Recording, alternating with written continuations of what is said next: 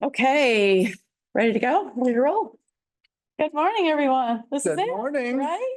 9 months. Here we are. It's the hardcore. Let's knock it home out of the ballpark here today. Let's do it. Okay, we're gonna do a roll call, but if folks could kind of try to monitor others that may join that aren't here right at this exact moment. So Senator Washington. Please say aye if you're online or raise your hand and Joe will try to, somebody will tell me. Okay, Delegate Stewart. Okay, Rebecca Flora, I am here. Theo Williams. No Theo? I haven't Okay. said either way. Okay, Lori Paris. Good morning, present. Good morning. Amy's here, all the way from the shore. Thank you, Amy. James Gaston. He usually shows up a few minutes late, but he's Okay. Councilman Hoff is here. David Taylor is here. I'm here. Tiffany Harris. Online? No word? Deb Bulow. Here, who's coming, David? Somebody's coming down the hall. From JLT. Jennifer, right? Jennifer. Jennifer, okay. But no Deb. Okay. And Tammy is here representing, Tammy, your last name? Resnahan. Resnahan, representing, Resnahan, we'll make sure we get that spelling right. Representing AARP is here in place of Priscilla. Mandy is here, no? Did we see Mandy? No. Jennifer is here, just walked in, just in time. You're lucky you're low down on the list, right? And Ray. Okay, Jennifer's here. Sharmita, she's here. Here. And Isabella is here. Okay, we have 1, 2, 3, 4, 5, 6, 7, 8. 2 more on the way. Great, because I think for the sake of record, it'd be nice to have a quorum because we are taking a vote today. What's that? Theo is online? Okay, great. Okay, I feel Hey better. guys, sorry about that. Okay. Had car troubles this morning, so. No happy to be joining problem. now. We've never had to really take a vote, but today we are taking a vote. So I wanted to make sure we had a quorum to do that. So we're good. And we'll add others as we go. So yeah, that is the big objective today. We are going to take a final vote to adopt the plan with any amendments that we make today as a result of some of the comments that we came in. We're going to focus very specifically on the comments in terms of, because we've been deliberating for months now. So no new or continued deliberations. We're going to focus on the comments that came in and try to see if we can reach some level of agreement on any amendments that should come as a result of those comments. So we're going to be bringing those up. Joe, you want to go ahead to the agenda? So basically, we are going to also walk through the market assessment. That is one other data point. This is not an analysis. It's just sort of a scan of the market. So it's not necessarily, you know, it's factual and it's scanned, but I would say it's not a full score analysis. So it's just information and a data point. We'll walk through that. That is shown as an executive summary in the final report, but the full assessment, of course, is going to be available online. And then we're going to go through the final report specific to the comments that were received during the comment from the task force members. We will have an opportunity for public comment. And after that public comment, I will basically be looking for a motion to adopt the report with any amendments that are made today. Sound like a good game plan? Everybody good? Okay. Then we will roll with that. And once we get into the final report, we're kind of walk through some of the specifics there, but we're going to go ahead and start with the market assessment. And also just want to welcome anyone from the public that is here and online or here in the room. As always, we welcome your participation. Did you get Deborah? And we have Deborah here officially. Good to see you. We knew you were on the way, so we got you. Okay, so, Bobby? Oh, no, No? I think I'm gonna cover. You're gonna cover it. I had a couple things to talk about first. Okay, sorry, Joe. That's all right. I will turn it back to Joe to walk through He's here. a few other items. Not long until I get to the assessment. Yep. So just as we usually do, we go over the meeting objectives. So today we are going to look at that market assessment. Part of the agenda packet that I sent you last night is the final and complete. Well, I'll explain one thing we're still going to do probably over the next month. It will be included as an additional resource related to this work, but maybe not till after June 1st. So we will look at the ADU market assessment, give you an update on where it is and next steps. We will spend most of the time, you saw it was 10 to 12, as much time as needed, to review and discuss the final report that we sent you all a week and a half ago. We'll discuss the final report drafting process, and as always, we will receive, review, and discuss public comment. Part of the agenda packet also included the compiled public comments. Remember last time we looked at the public comment report, which I will update with some new numbers before final publication. And that will also be included on the website. So as a reminder, we're always accepting public comments. We'll reserve some time at the end of today, but the public comment form linked here and also available on the website is available. And we encourage people to put things in the chat as well. Okay, so let's look at the ADU market assessment. And as a reminder, I know we've talked about this repeatedly, but it bears reminding how we developed this. Fahmi as the author. I'll run us through where we are right now. Fahmi, if you have any additions, please feel free to add those. So we had various inputs. We used a literature review and we used surveys and the focus groups and panel discussion to address those 4 research questions.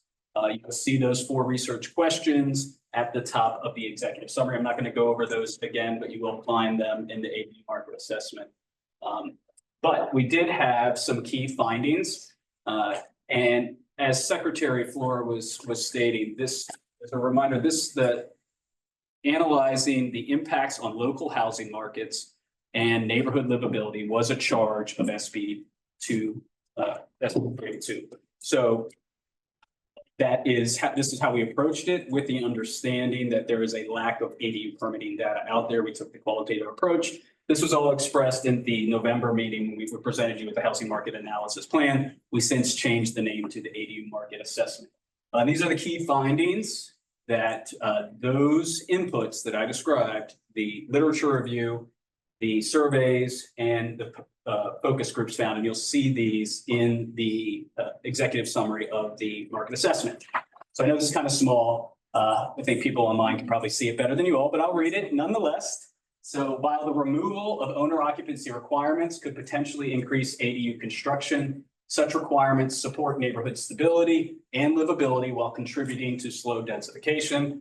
You'll find this in the literature review. You'll find this in our summaries of our panel discussions. And this addresses that impact on neighborhood housing markets and neighborhood livability. Another key finding is that there is a growing consensus of the need for by right approval processes, streamlined review procedures, and pre-approved design plans to facilitate ADU development. So if we're looking at what will facilitate ADU development, the ADU market assessment shows that those are key factors and that there has been a growing consensus both in the literature, but also in the panel discussions. Please interrupt me, Fahmi, if I get it wrong. You're the expert on this, all right? Okay. Regulations on minimum lot size and unit size are widely favored. This is reflected in surveys nationwide, but also in other inputs. If you look at the market assessment, you'll see we talk about the surveys that we conducted, but there's also a lot of surveys that have been done nationwide that we found in the literature. And some suggest incorporating inclusive design elements to accommodate persons with disabilities. So can I just ask a clarifying question on that? Regulations on minimum lot size, so mean that you have to have a certain square footage in order to be eligible to build an ADU. Yes. Correct.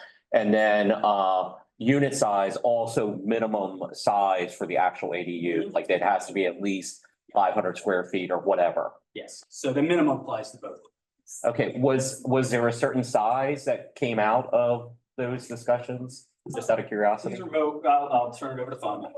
I was thinking about like for the unit size, it's more less about minimum, more about the maximum size. Like sometimes Oh. 50% of the area of the main house or up to like 1,200 square feet. So it should say, it should read maximum. That's the maximum. Yeah, So on size, it was more about the maximum size of an ADU. Okay, Big clarification. Okay. All right. Amnesty programs, which we've discussed before, and we added a definition of this to the glossary, which is something else you all will have seen with the draft report we sent you. Amnesty programs are seen as a valuable opportunity to convert unpermitted, potentially hazardous units into compliant ADUs, thereby enhancing neighborhood safety and providing additional housing options. Again, getting back to that neighborhood livability requirement of the bill. Studies in areas which have closely tracked ADUs, and again, this is limited, but you will see a lot of these, the studies we do found, you will find in the market assessment, indicate that their average rent is often more affordable than that of a one-bedroom apartment. All right, we're going to be talking about housing affordability and when we look at the themes later. So these studies are limited. I will stress that because there are there's a limitation on general studies in these kind of areas that closely track ADUs, but what we have do show this.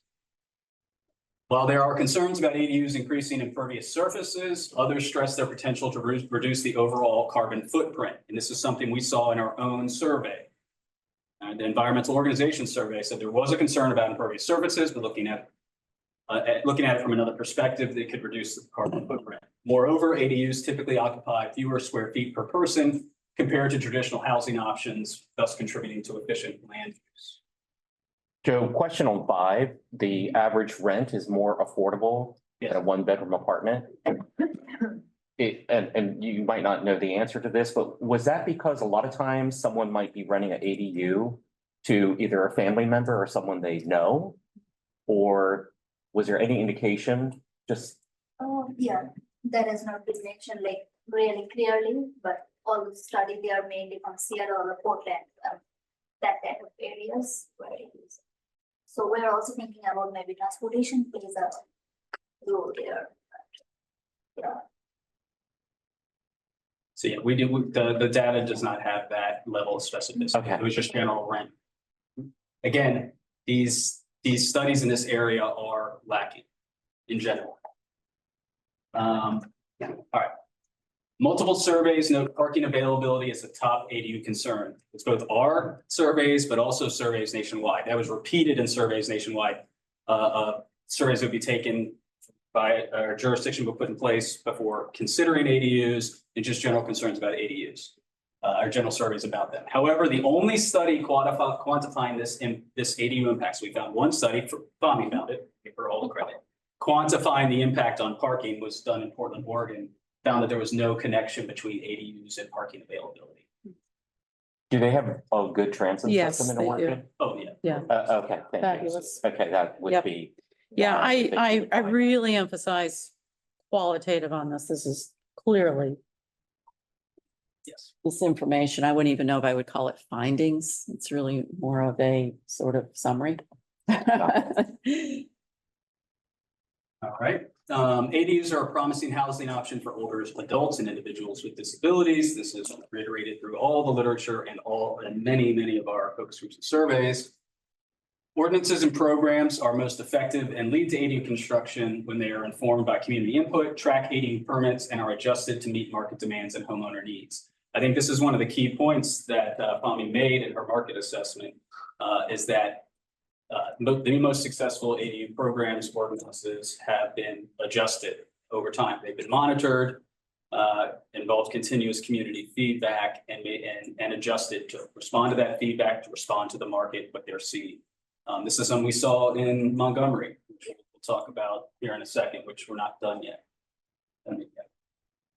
ADU financing remains a hurdle for many homeowners, requiring incentives to stimulate construction. High permitting and development fees and parking regulations also present barriers. As a result, ADU construction has concentrated in middle to high income communities, perhaps limiting ADUs as a wealth building or equity promoting housing product. Right, so this is something we've talked about multiple times in this task force. But the literature has shown that so far, the literature that has studied it is that ADUs have tended to concentrate in middle to high income communities.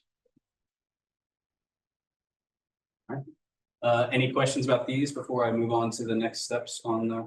That might be because of just the pure cost of building an ADU. Well, I think that it goes back to this first statement in that, right?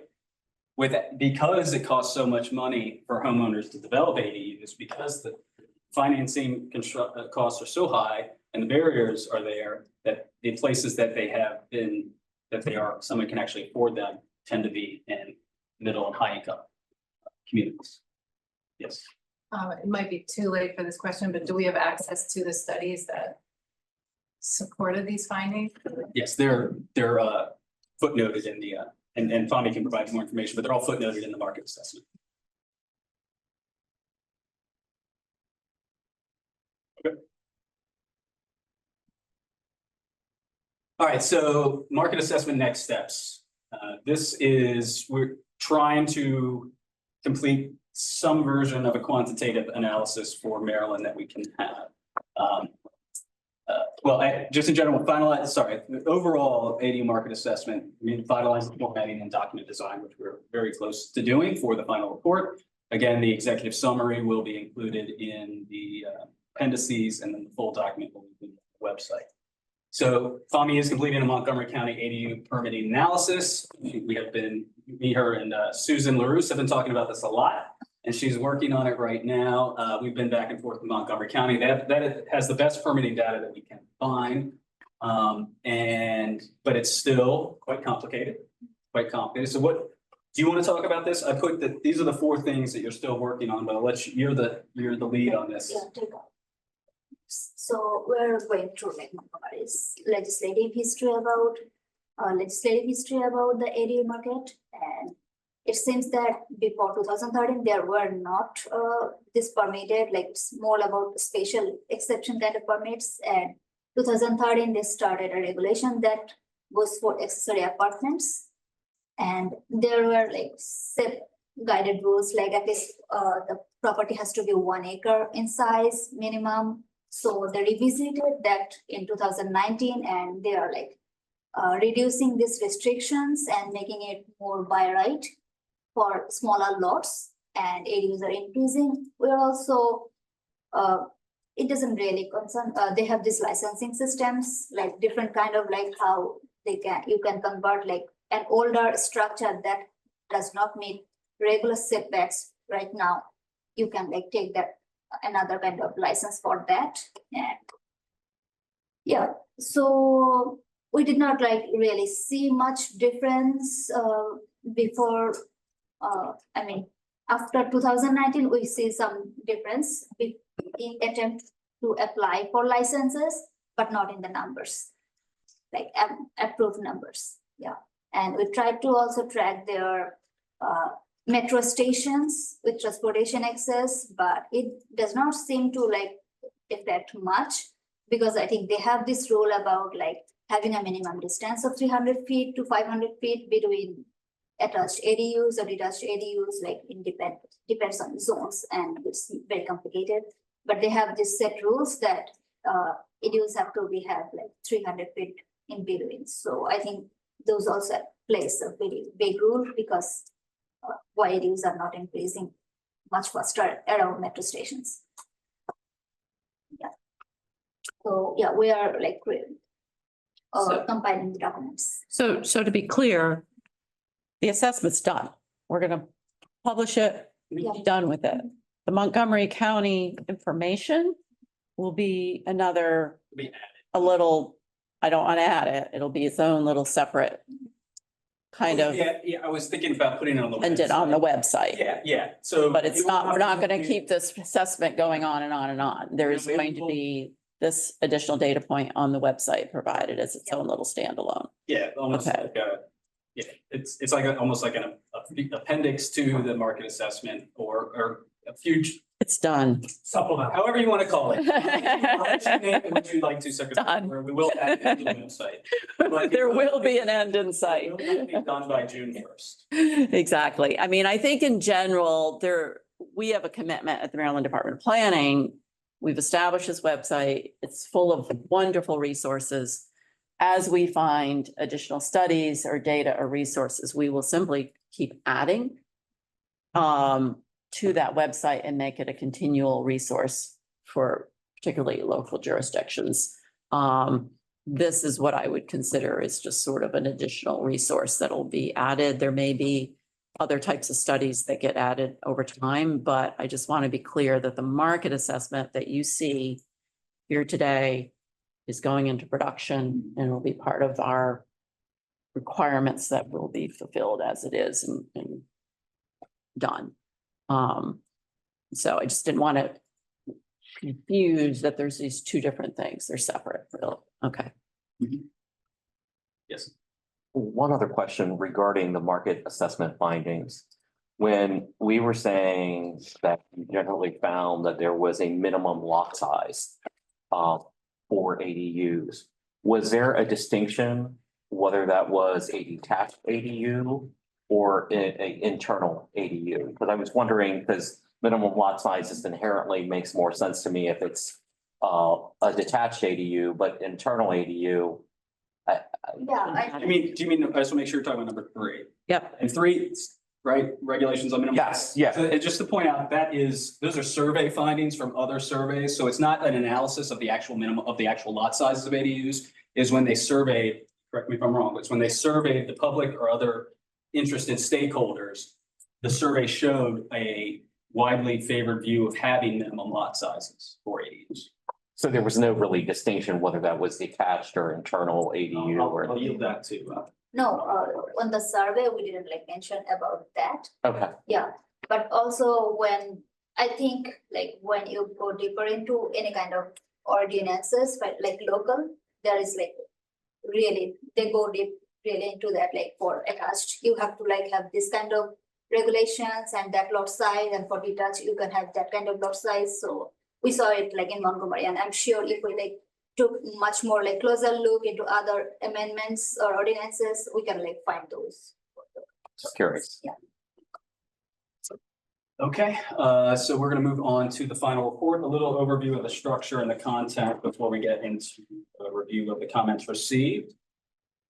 So I wanted to just reiterate the report input and development process. We've looked at the process of the task force repeatedly in our meetings, but this is just really specific to how the final report was developed. And if you recall, I want to stress that the research and market analysis plan, again, it's changed the AD market assessment, that's what it was called back then, that contribute to a lot of this were established, presented at the November 28th meeting, and that's what we base this on. So we had research, discussion, and dialogue, and iteration and review, and these lines are not straight, they're all intermingled, but these are the key components. So when it comes to research, we have those inventories, which we did early on, that's of Maryland AD ordinances, jurisdictions of planning and zoning in Maryland, but also inventories of other state legislation regarding ADUs, and we went over those methodically through each meeting based on the topic.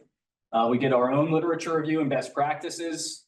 We did it for the ADU market assessment. We also did it ourselves based on those topics to present you with some best practices and examples to think about during each meeting. We completed the market assessment, which we just talked about. We had some guest speakers. We did the panel discussions and focus groups, 4 of those. And we really did 3 surveys. The original survey was of planning directors. That was just kind of set the stage. But then the ones that are really used for later discussion and part of the market assessment and the report are those ones we did for builders and developers and environmental organizations. If you recall, early on in one of the meetings, you all gave us 6 groups that you wanted us to engage with. Those were HOAs and community organizations, housing organizations, planning directors, and accessibility or ADU owners and developers, aging accessibility advocates, environmental organizations, and builders and developers. And we did that with the surveys and panels, all of which have been presented to you and which we have discussed. So internally, we engaged in extensive discussion and dialogue. We had those monthly topics, again, established here in the research plan, and they arose out of the inventories. So we had monthly topics. We went through those. We had public comments at every single meeting. And in every single meeting, I also compiled the public comments for you that we've received online or received via email, and I sent them to you. Those are always posted on the website as well. We had our big policy discussion last April. We had discussions throughout every meeting, these monthly topics, but our big policy discussion was last month. Today, here we are, comment discussion, and then iteration and review. After each meeting, we developed draft recommendations document, which was shared with you all and posted, made publicly available as well. We did the prioritization poll, drilling down into those draft recommendations in preparation for the April 16th meeting. And then on May 10th, sent you all the draft report. So that's how we got here. I don't know if anybody has any questions or something I might have left out. It's a lot of information we presented you throughout these 9 months. Now, I would just add, Joe, that part of this is because we record all of these meetings, and we do have public online who comes in and out. Some of this may seem repetitive to you all, but it's also for the purposes of the public to know that this was a pretty exhaustive process considering the time frame that we had to work in. And we may incorporate a few diagrams into the final published report that sort of helps illustrate that. And I think it's just important to sort of have that reminder, not only for us, but also primarily for the public to know this was fairly exhaustive. As with the next slide, to just sort of ensure everybody that might be out there knows how we've approached the report. So the structure and content of the report, this is the one I sent you all on May 10th, which we're going to be talking about today. The letter from the task force and the executive summary are right up front. We haven't built those yet. We want to have a agreed upon final version from the task force before we write those.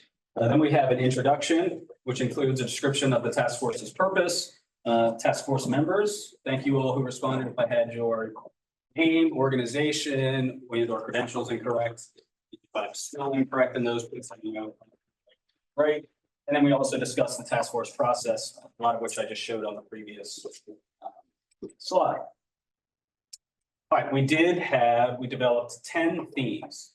And I want to distinguish the themes from our policy, the themes from our recommendations.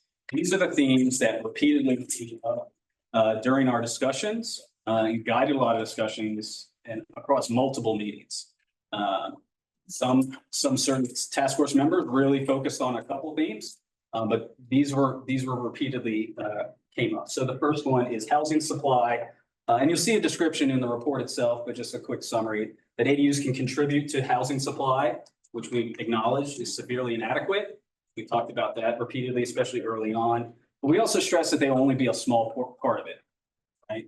That ADUs are meant to be a more incremental approach, the slow densification idea, and that the research shows that. But this essential part, but it's still only a small part of it. For housing affordability, ADUs can only be an affordable housing option if we remove those barriers. You saw that in the market assessment study, and that's our market assessment findings, and it's something we have discussed repeatedly. We also talked about accessory structure. We went back and forth about ADUs being treated as a residential use or being treated as an accessory use. And more often than not, we settled on the accessory structures, that ADUs should generally be treated as other accessory structures, which are already addressed in zoning codes. We talked about community context a lot. One size does not fit all, and therefore ADU requirements should not take a one size fits all model. Or keep it simple and be reasonable, that local ADU requirements should be simple and reasonable. I don't know how many times I heard, let's keep this simple, let's keep it simple during our discussions. And we all reminded ourselves that the people that are applying for and constructing ADUs are most often going to be homeowners, right? They are not sophisticated developers with an army of architects and lawyers to help them out, right? So we want to keep it simple. We talked a lot about the legacy of racial inequity in housing. We even had a guest speaker on the topic. Then we discussed how housing policies have intentionally over the years excluded certain groups from the American dream, particularly based on race. And that's something that cannot be ignored when we're considering housing policy today. Regarding public infrastructure and service, we also stress, though, that we cannot minimize the impacts on infrastructure and services that ADUs may have. But we also talked about how ADUs strain them less than traditional housing units. We talked a lot about restrictive covenants. Right? This is related in many respects to the legacy of racial inequity in housing, and that how restrictive covenants can lead to inequity and exclusion, and in some instances may weaken local and state authority over its housing policies and housing development. Regarding ownership, we discussed the impact of short-term rentals and owner and familial requirements for ADUs, which may help win support for ADU ordinances or ADU programs, but they also may limit supply. And then finally, for codes, we talked a lot about building codes and other codes. And while SB 382 did not limit the task force scope to only zoning, the task force frequently discussed how building codes and other development regulations should be preserved. Those that preserve health and safety should be preserved. I know it was repeatedly mentioned that minimum size of ADUs should be governed by building code, maximum size governed by ADU, governed by ordinance, for example. So those are the themes. There's a few comments on the themes, which we will come back to when we dig into the comments, but I just wanted to go over those also for the public and also to give a description of the content. All right, so I want to differentiate between the appendices and the webpage. So the appendices, and you'll see this in the document I sent you. The appendices are what's actually going to be in the report we send. So that'll be the glossary of terms. Thank you all who helped develop it, and also to David Hellstrom, who did a lot of work on the glossary of terms and the list of resources. Thank you, David. Those are included in there. These are ones that we studied as part of that literature review I mentioned, or ones we found, or ones that you all shared with us. So you all contributed to that list of resources as well. And as I mentioned earlier, the ADU market assessment executive summary only will be included in the actual document. Those that will go on the webpage are the full ADU market assessment, the meeting materials. We have a lot of work went into those meeting materials. There's a lot of information on them. Everything from the presentations themselves to the focus group summaries, the survey summaries, those should all be preserved, and they will be preserved. The inventories I mentioned, the inventory of local ADU ordinances in Maryland. I looked at it recently. I think we have some broken links we need to fix, but we will get them. We will fix those and get that on there, but also the inventory of other state legislation. Again, the focus group and panel summaries, I guess I already mentioned that, survey responses. And then finally, that public comment report, which I shared with you all last time. There weren't any comments on the appendices, but I guess we'll come back to comments. Yeah, Joe, before we move on, because we're going to go into comments next. I rolled up my sleeves and got pretty involved in this in terms of the writing and the QA and everything. But the charge I gave to the staff was that this should be no more than 20 core pages, because it had to be something that would be digestible and readable. And that everything that wasn't sort of considered a first layer of information should be on the webpage. And so it was a very conscious decision to not end up with a 100-page report. So in doing that, I think we really purposefully have tried to direct people. When we do go into final publication, we'll take that a step further and try to ensure that it's readability and, things that pop out and how we organize and format it will help make it hopefully reasonably digestible for what will be any decision makers that decide to pick this up and run with it. Obviously, their legislative staff will have all of that whole huge deep dive available to them, but that was a very conscious decision to try to ensure that this really focused on the top level stuff and that everything else could be found on the web page and through hot links. So hopefully that worked for everyone and kept it manageable. But that was a lot of that thought and how we organize these appendices and use of the website. Any questions on any of that? I have one question on the theme. We're not there yet as far as asking. Well, we're going to dive into comments next. So any questions on the overall structure or the approach No. that we ended up taking? Okay, okay. So the next thing is we are going to go ahead and dive into. You have to give me a second minute maybe to switch documents. Okay, so while he's doing that, so what we did, as you all know, and for the purposes of the public, we sent out the comment form with the draft report, with the idea of trying to be able to manage that process in some reasonable way. Thank you all for reviewing and submitting those forms, and providing that information to us. We did get everything in as requested, last week by the 16th. And so after about a week review that we gave you all, we've taken those, the staff compiled them into one summary form.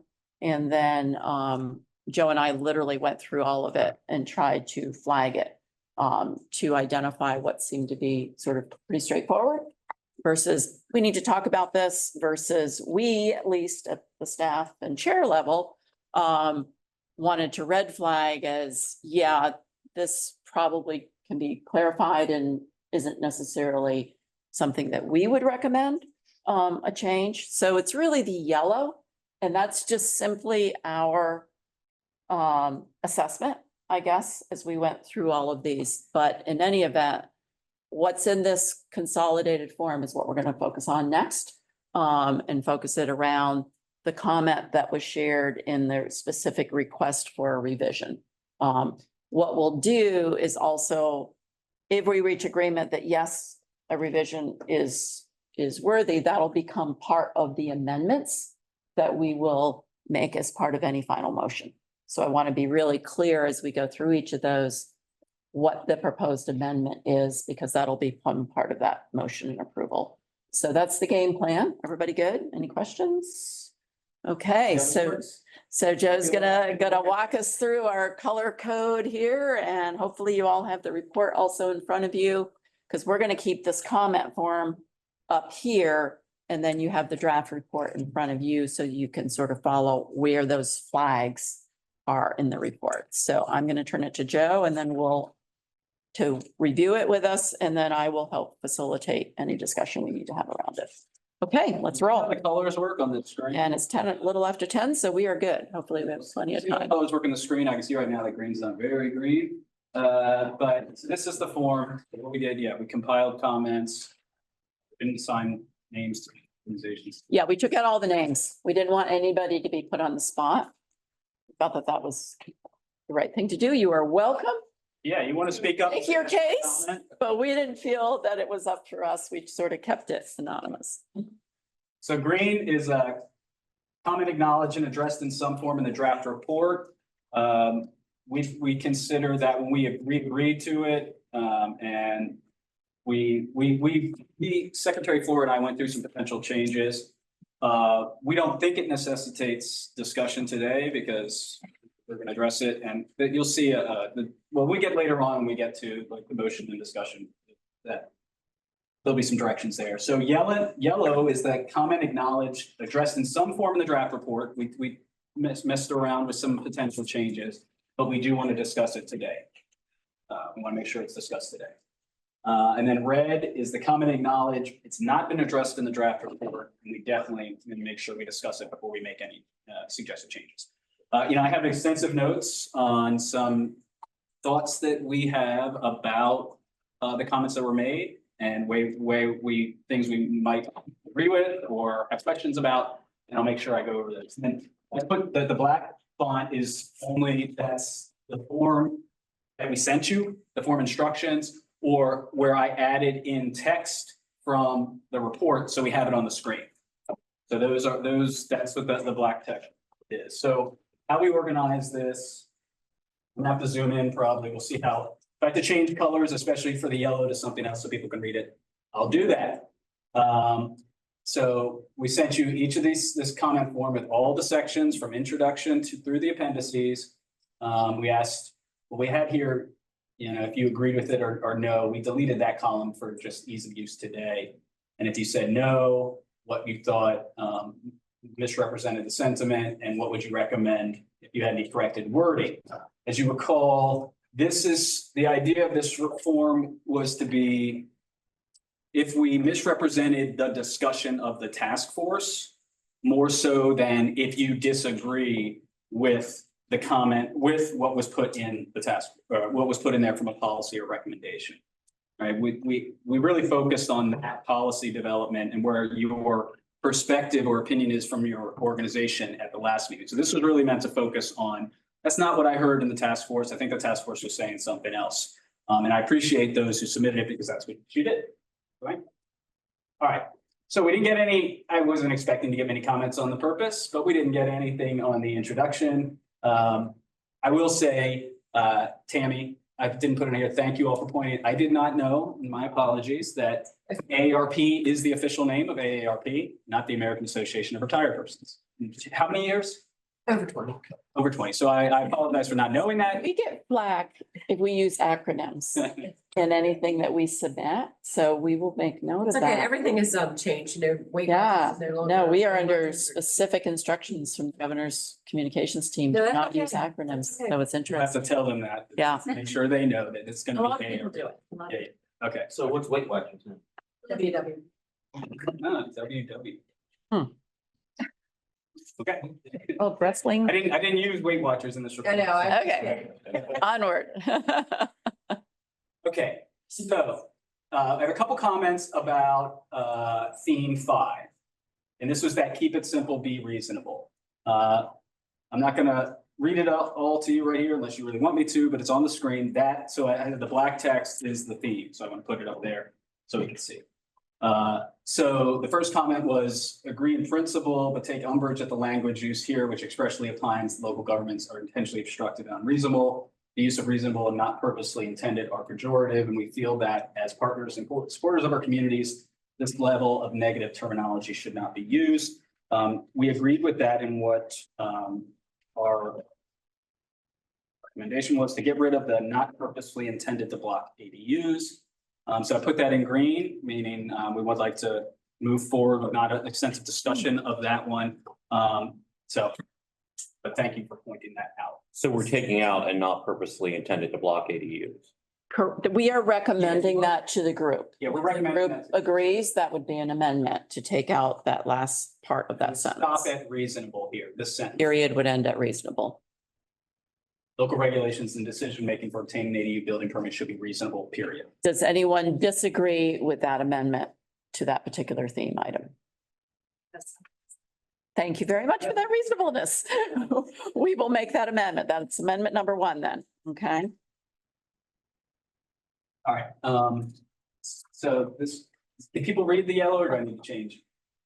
Not really. Not very much. Okay. We'll go to another color then. I don't want to do red. How about blue? Perfect. Great. That's good. I can't promise you I'm gonna pick this, the same blue every time. But I'll try to change the yellows. All right. So this is on that same theme about keep it simple and reasonable. So ADUs should be supported by local jurisdictions of by right use in all districts in which permit residential and mixed use development and not special exception conditional uses. The building permit process for this by right use should be straightforward, and efforts to ensure consistency and ADU requirements across the state should be pursued. So we do want to discuss this, but in our internal discussion yesterday, it seemed more like a policy statement. Which we think this is reflected in the policy as opposed to a theme. So that's what I was talking earlier about themes or things that were coming up in the conversation repeatedly. But the themes weren't a location to. This is something somebody suggested adding in. This is a suggested addition, yes, to that theme language. So we are recommending that this comment is more appropriate to the policy section. Yeah. And not an amendment to the themes. Would anyone disagree with that recommendation from the staff? Okay, there we go. I'm just gonna keep doing this so we keep it moving, okay? But if someone does have an issue with what we're, our assessment, then please raise your hand. And so that is it for that first theme. Not an issue with it, Mhm. but I'm just curious if the last portion of this comment of really, across the state, basically the keeping it simple, meaning across the state, there's a consistency. Mm-hmm. If that's part of the keeping it simple thought process, and because that then falls into the keep it simple theme. Mm-hmm. I just throw that out there as Mm-hmm. a thought regarding it. Cause I could see that almost line up with the last sentence in the theme. Yeah, the last sentence says state guidance to local jurisdictions through tools, data, resources are also needed to simplify the varying and confusing approaches already occurring across the state. Yeah, So the only approach there would be to maybe revise that sentence somehow, because we're trying to keep these themes really tight. right. Yeah. I feel like, what we're saying, we're saying guidance, where this one, if we add, should be straightforward in efforts to ensure consistency of, I feel like that's more than just guidance, you know what I mean? I feel like that sentence is stronger, and I'm not entirely sure. So the sentence we could, I make sure when we get to by right, that it's incorporated or maybe added as an additional consideration, if that works for everyone, rather than trying to further edit the theme language.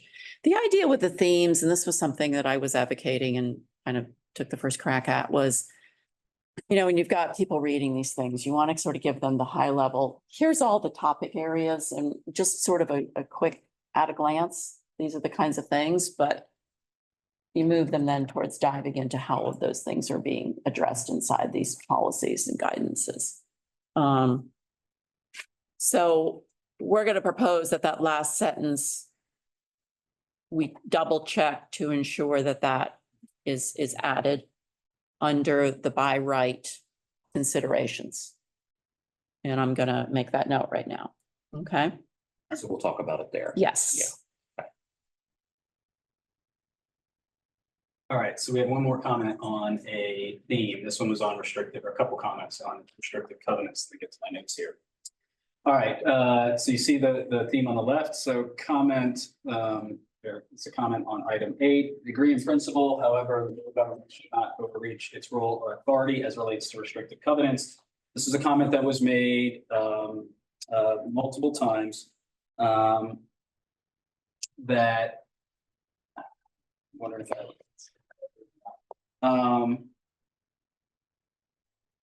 so this gets back to the idea, and it's just reflected in the considerations for the restrictive covenant policy recommendation, that some may consider the addressing restrictive covenants is outside the scope of the task force.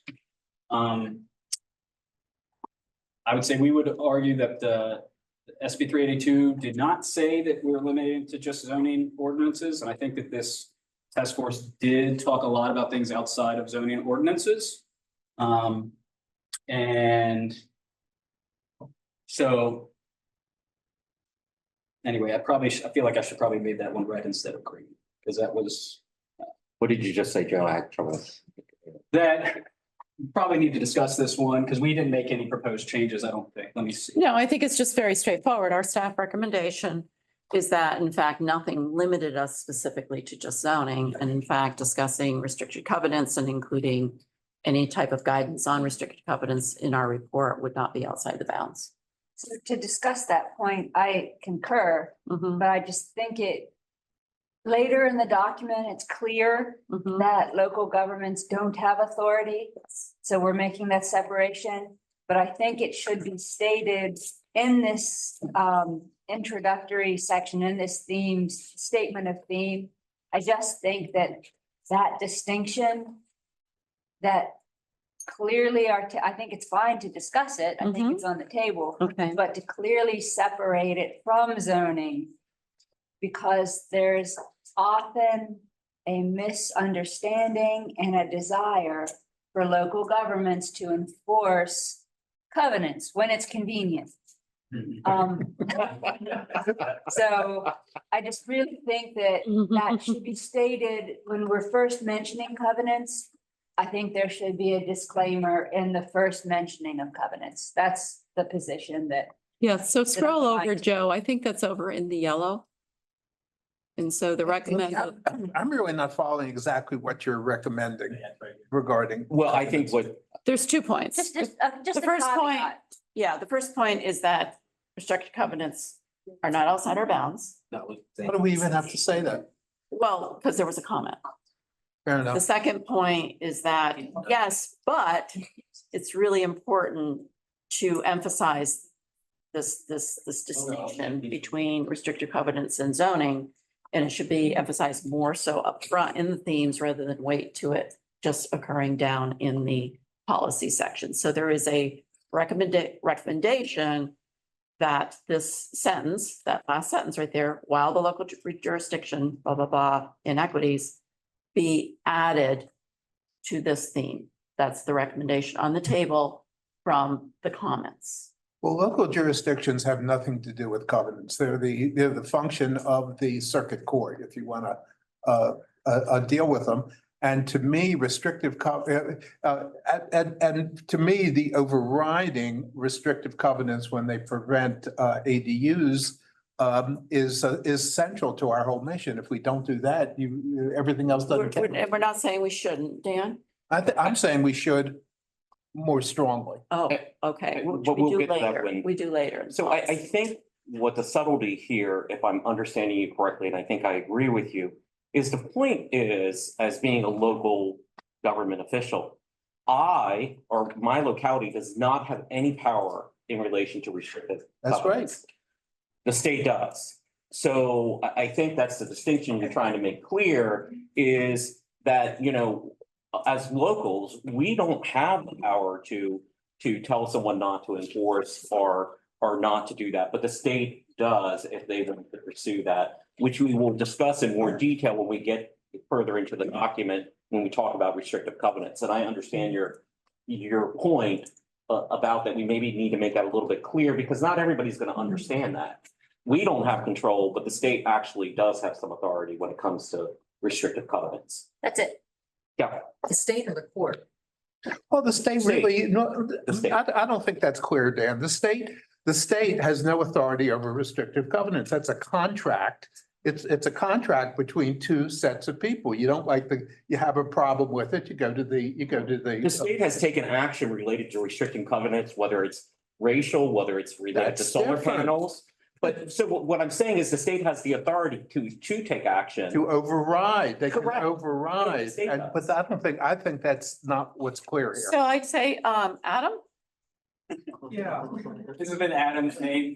Why Adam's here is about. this has been a tricky one for us. And I think, we clearly want to say something. We just want to say the right thing. So Adam, Yeah, I mean, the state has the power to override Thank you. restrictive covenants. Although it's less clear, local governments might as well, especially charter counties that have broad police power. Talking about commissioner counties, it gets a little bit more tenuous, but I wouldn't recommend a bright line distinction between the state's power here and local power here. I think the state has an easier road to hoe when it comes to overriding restrictive covenants, but I wouldn't rule out the possibility that in the absence of state legislation, a charter county would be able to do the same. What about a municipality? The municipality is close to charter county in terms of their police powers. Again, the lower you go down, the harder it would be, but I wouldn't rule it out. Because they're more like charter than they are commissioner. Yes.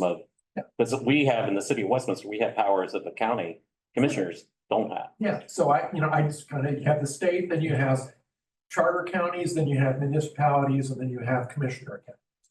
so I'm hearing some support for adding something to this theme. However, I am hearing that the portion of this that says while the local jurisdiction has no oversight is not necessarily true. I mean, I think folks here are drawing a distinction between the Who's up? power of overriding and regulating. Is there a hand? Laurie's hands up. These are. Yes. Good morning. I just want to say, I agree with what was just said, but there's also another application to this. There may not be, depending on whether or not there is the authority to override, I know in my county, our regulations will support what may be in that covenant with respect to administrative decisions that we make. So even regardless of whether we just make that this distinction between state overriding, local jurisdictions overriding, sometimes it provides guidance to the counties in what it is that they may be doing. And I know in my county, the covenants we rely upon for certain things. So I think we do need to tweak the language. I think the last person who spoke said it, I agree with that statement. So we just need to make clear that it may not be, it could impact decisions made by those enforcing the law. Does that make sense? Yeah, so let me propose a edit to that sentence and see if we can come together on this. And this would be to include it under themes. So actually scroll back over, Joe. Scroll back over. Here? Yeah, scroll over. So the edit to the sentence would be, while local jurisdictions have limited oversight regarding restricted covenants, state legislation should be considered which address these inequities. Well, I think that's much better, but I still want to say that a fundamental recommendation of this task force should be to the legislature for legislation that overrides covenants that prohibit. That's later in the Which we document. do that in the policies. If we're gonna keep this a theme, this sentence is not really thematic. This sentence is policy, so, or this clause right here. So I mean, I'll yield to, obviously we yield to you all. We don't talk about in any of the other themes proposing state legislation. So if we want to maintain consistency, I would recommend not including that clause. Okay. And if we take that out, we should edit it further to say, local jurisdictions have limited oversight regarding restricted We covenants. just leave it at that. Period. Yeah. That's fair. Okay, so local jurisdictions have limited oversight regarding restricted covenants, period. All right. And the rest of this is handled under policy. Is everyone feeling okay about that? Yep. Just that simple statement upfront in themes, everything else is under policy, which we'll be going to. Anybody disagree with that? Oh, thank you. Okay, thank you all. We This had is one other good. comment on this. We have one other comment on this theme. Yep. And it was not sure that I remember the task force discussing the last sentence. I realize I made the change already for here, and I'll explain that. If it wasn't discussed, then perhaps removing the last sentences. In some cases, more flexibility would be welcomed by some or by existing homeowners to diversify existing places to improve marketability. In our discussion yesterday, we added some. And so we think that responds, and I'll say that, I mean, I went back and listened to the discussion a couple times from the last meeting, and there was a discussion specifically about, well, we can always change restrictive covenants, and then other discussion, well, that's very hard to do. And there seemed to be general agreement that everybody's like, yeah, it's very hard to do. So that's where our thought process was coming from in summarizing that theme, and we added some. So I put this in green because I think that addresses it, because it softens the statement a little bit from saying that basically all existing homeowners want to welcome ADUs or would welcome ADUs to some. So 2 points. We at least remembered this being discussed. Yes. So that was our response to the comment.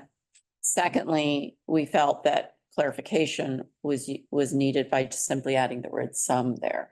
Do others remember that conversation or have any issue with this point that's being made?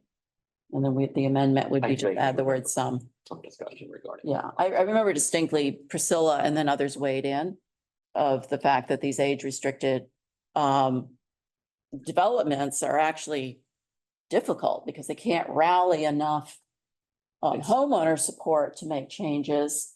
And in fact, would welcome the ability, because for the homeowners to come together and get the restrictive law, covenant law change would be really, really difficult, but yet, you know, they would feel that would be actually helpful to their developments in some cases. And that was just the discussion. We just wanted to validate that there was discussion.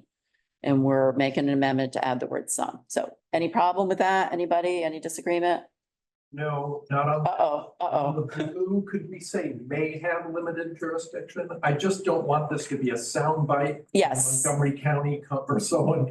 Thank you. I will take our council's recommendation there and we'll run with it unless someone says otherwise. Okay, so I think we're good with restricted covenant. That's it. We're done with. Well, that's at least for the themes. No. Themes. Yeah, we're done with themes. Those were the only comments we received on themes. And so we're going to now move into the policy, which is where we do have a few comments and we're just going to work through those one by one and see if we can all get on the same page here. All right, so for each of we had comments in some form on each of the policies. So if you recall, the policies had the policy, a paragraph describing it, but also considerations, best practices. So I included them up here. So the policy for by right approval in the draft I sent you on May 10th was the state should pursue legislation which would require the permitting of one ADU as a by right use in most areas of Maryland whose zoning permits single family residential uses. We didn't have any comments on the policy itself. We did have a comment on the best practice. Best practice, and this is black font indicates what was in there. Establish objective conditions for ADUs that address measurable requirements such as massing, connections to public utilities and square footage. They should not include subjective criteria such as neighborhood compatibility, impacts for consistency. I have their comments. I don't represent. The comment Yeah. was consistency with comprehensive plans is required for all aspects of the zoning code. That phrase should be removed. And we want to discuss this, but I'll say where we were coming from when we wrote this around this is that we're talking about the difference between special exception approval and by right approval. And it's correct that the zoning code is required to be consistent with the comp plan per Maryland statute. But we're talking about how approval is made for an ADU. And if we're talking about how approval is made, consistency with a comprehensive plan decided locally could be a subjective criteria. Because there is a lot of gray area in what is consistent with a comprehensive plan. So that's why we added that. While we think it's distinct from this statutory requirement that the zoning codes be consistent with comp plans, this has to do with the decision-making criteria of process. So opening it up for discussion. So we are recommending that phrase not be removed. There is a comment that says it should be removed. We are opening up discussion to see where people are at. I'm sorry, which phrase not? This consistency, and again, this is a best practice, it's not the policy itself. This is the last bullet under best practices, very last statement. They should not include subjective criteria such as neighborhood compatibility, adverse impacts, or consistency with a comprehensive plan. There was a comment that said consistency with a comprehensive plan should be removed. We are recommending that it stay there. And I concur. we wanted to open that up to see what others felt, since this was a comment received. It's getting out there a little bit, but I think we should leave it in there. We should leave the comment in there. I would just note that from a local implementation perspective, when we at a local level are contemplating policies, documents that live in planning or outside of planning, that consistency with our comprehensive plans is our guiding document. So just putting that out there to note that comprehensive plan consistency is considered in the same suite and classified as subjective criteria. I think that if that language isn't stricken, I think it should be edited. Because the comprehensive plan criteria should not be considered subjective. Would ADUs So you ever think we should appear, You think that should be taken out? I agree, yes. Amy, would ADUs ever appear in a master plan or a comprehensive plan? Housing does. Oh, yeah. Housing is an essential And component. yeah. And how we regulate housing and how we support housing is clearly outlined in comprehensive planning. And from a local policy perspective, through our housing program, through commissioners' decision-making processes and input from other boards, comp plan consistency is a part of that process. Would it be something to consider as part of by right approval? I don't, what do you mean? Like, Well- quantify that question. Well, so if we're talking, well, obviously our policy recommendation is by right approval. And we talked a lot about objective standards for approval. So, we know there's by right with conditions. These are usually objective. So if we're talking about, so you're saying that there could be, say, a special exception approval that would be okay as long as it did not have neighborhood compatibility and adverse impacts. I'm trying to think how. No, no, Let's see what comp no, plan would come into a by right. I think we're speaking at. Yeah, there's different, you're Yeah. making a different point. The word subjective is really bothering you, that a comprehensive plan would be considered Right, conceptual. and also say, I'm gonna talk about Queen Anne's County and our comp plan. And our housing element of our comp plan, which is very supportive of finding a means to support affordable housing.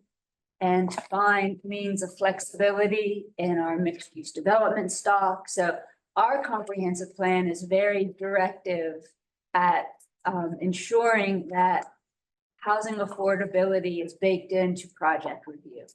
That would be in line with a by right, supporting a by right update to our code. We wouldn't need to do that because our code already allows it by right, but say it didn't. And we were looking to update our zoning code, which we are, to come in line with a lot of our policies in terms of supporting mixed use development and other means of affordable housing. Consistency with our comp plan is important because looking at one by right use in isolation or one special exception use in isolation isn't advisable, as you know, under comprehensive planning. So I felt that, and clearly I made the comment, I felt that including comprehensive plan findings as a part of this statement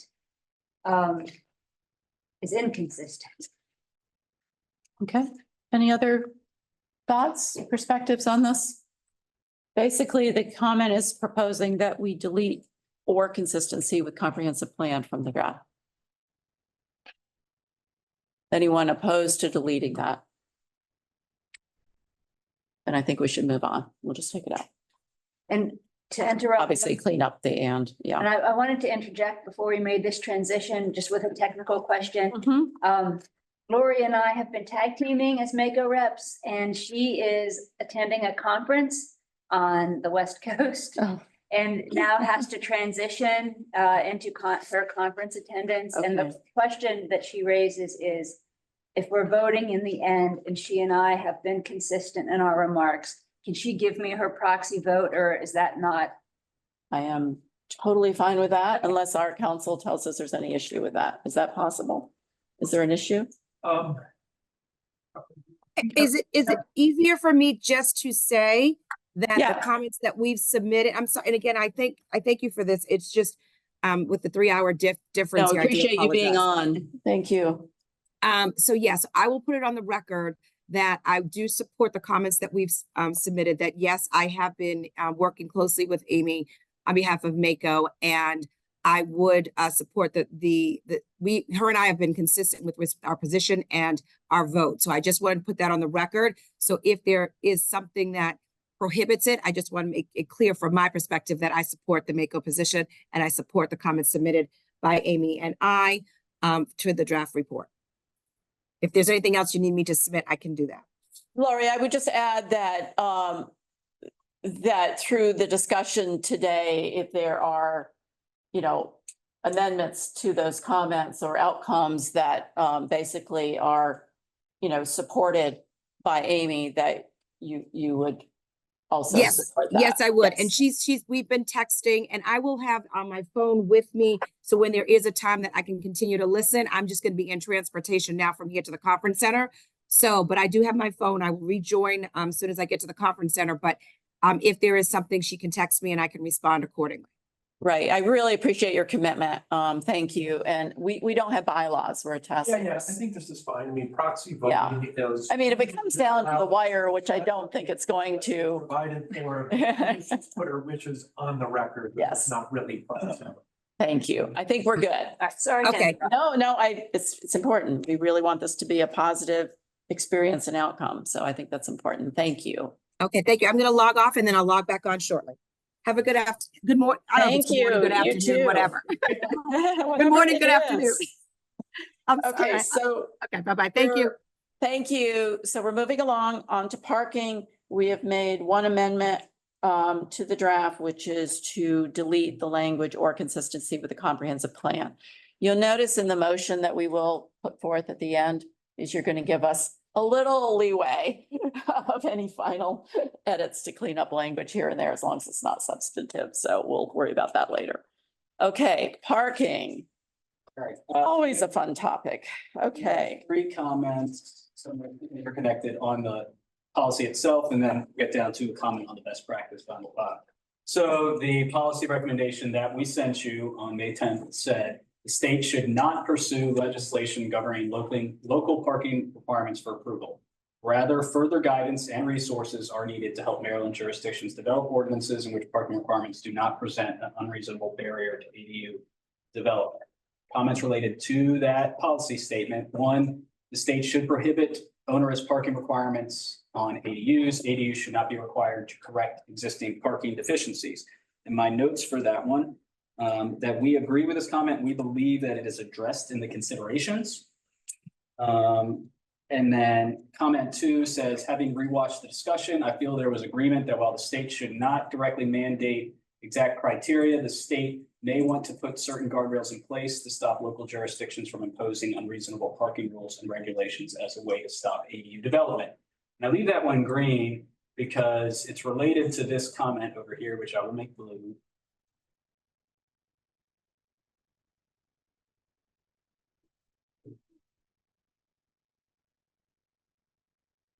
When we were going over this yesterday, Secretary, we made changes comparable to, just to see what it looked like, comparable to the language in here. So the comment says, I think the beginning bold statement, which was the policy I showed you earlier, should be worded or something like this. While the state should not pursue legislation governing the exact terms of local parking requirements for ADU approval, it may be desirable for the state to consider putting certain limitations on local jurisdictions so as to prevent unreasonable barriers to ADU development or something like that. The current wording in the report is far too soft, and I don't believe accurately reflects the overall will of the task force. Hence the need for further discussion. And before we continue with this discussion, I want to point out that there was a parallel discussion between parking requirements, lot requirements, and impact fees. When I went back and listened to in our policy recommendations that we wrote, to kind of reflect this, that there was general agreement that there shouldn't be state mandates recommended right up front in this, but it got to that reasonable discussion for each three of those parking lot requirements and impact fees.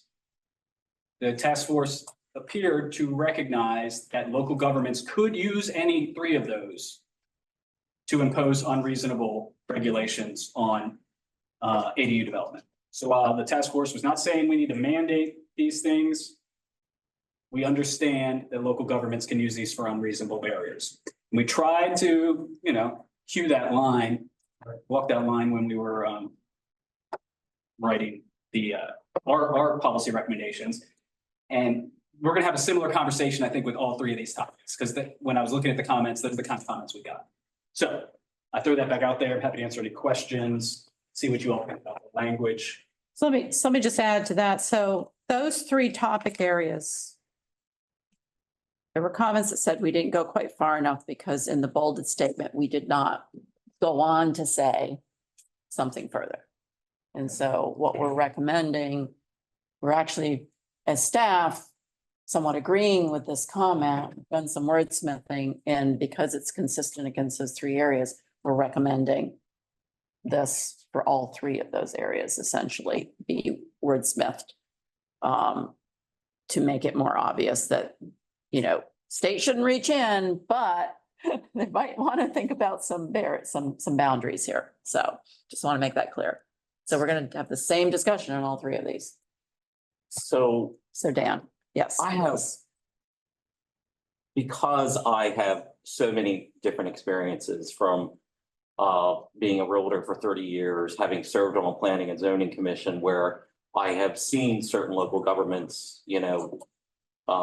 do things that I consider to be very unreasonable, not in following with even what the planning commission recommended. At the same time, I'm a local government, elected official myself. So I have I go back and forth on this. We've had a lot of discussions regarding guardrails and unreasonableness. But with my, elected official hat, what I don't want to see happen here is that anything that we put in bold is used as a mechanism for certain people at the state level to kind of, get their nose underneath the tent. Because where does it stop? Where does it start? Where does it stop? So I'll be completely honest here. I have a lot of mixed emotions. And if you said to me, I think that the state should consider not allowing, local governments to require more than 2 parking spaces for ADU. Do I think that's unreasonable burden onto local government? It doesn't feel that way. But the problem is it's really nuanced of where that would be, because every municipality, particularly I'm talking about municipality ways more so than counties, but have very different needs related to parking or very different concerns. So I just have a lot of, heartburn back and forth with all these different hats I've worn throughout my life. But as a local elected official, I really don't want to, no offense to some elements down at the state, I don't want to open Pandora's box either. So I go back and forth. So I mean, that's where I am. I'm very conflicted. So the question on the table is What do you whether or not suggest, Dan? there should be some additional language about but, you shouldn't lean in, but. One other clarification, a lot of the conversation when I went back and listened to it was, the task force is recommending but state legislation requiring by right approval in most single family zones, right? The conversation was the state can pass legislation that does that, but if they're not careful, jurisdictions are going to use parking requirements, lot requirements, and impact fees to undercut that legislation. That was a lot of the discussion there. So I meant to frame that earlier, and I know we have Theo on the line. Theo? Yeah, thank you. You'll forgive me because I may opine for a minute, but I hope it's relevant to all of this discussion. And that is, and Secretary, please jump in if you want to add anything or correct anything I have to say. But, this is very similar to the discussion around HEAA, the Housing Expansion and Affordability Act, and the terminology that the DHCD and the governor's office put forward around reasonableness. Because in the context of HEAA, it's much more expansive than just ADUs. And it was how do we determine what requirement is unreasonable?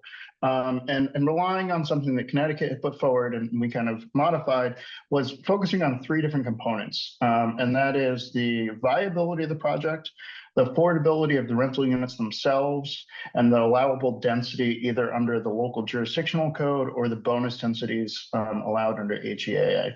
And we took that approach because, we said that if you're trying to define reasonableness in every circumstance, in every situation, you would have a multi-100-page bill that would be so, unwieldy as to be impossible. The downside of that is then who is defining reasonableness, and the legislature, made the conscious decision to say, the courts will have to be involved in some capacity to define reasonableness. Now, again, we did define it as being, within the context of affordability, viability, and allowable density, but, there's going to be nuances in there. I don't know if that approach necessarily makes sense in this instance for 2 reasons. One is because it is one thing for a developer to put forward a legal challenge to define reasonableness in the context of a multi-million-dollar project. It's another thing, do we really want to put the onus of defining reasonableness through a legal challenge on a local individual?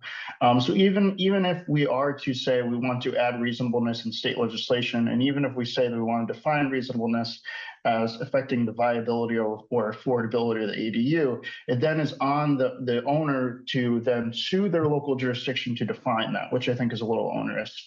Additionally, this is a bit more simple in my opinion than, the lot requirements of a, multi-million-dollar multifamily housing construction. We're talking about how many parking spots is considered reasonable or unreasonable. And, I would put forward that I don't see many instances when 2 parking spots is considered reasonable for an ADU development.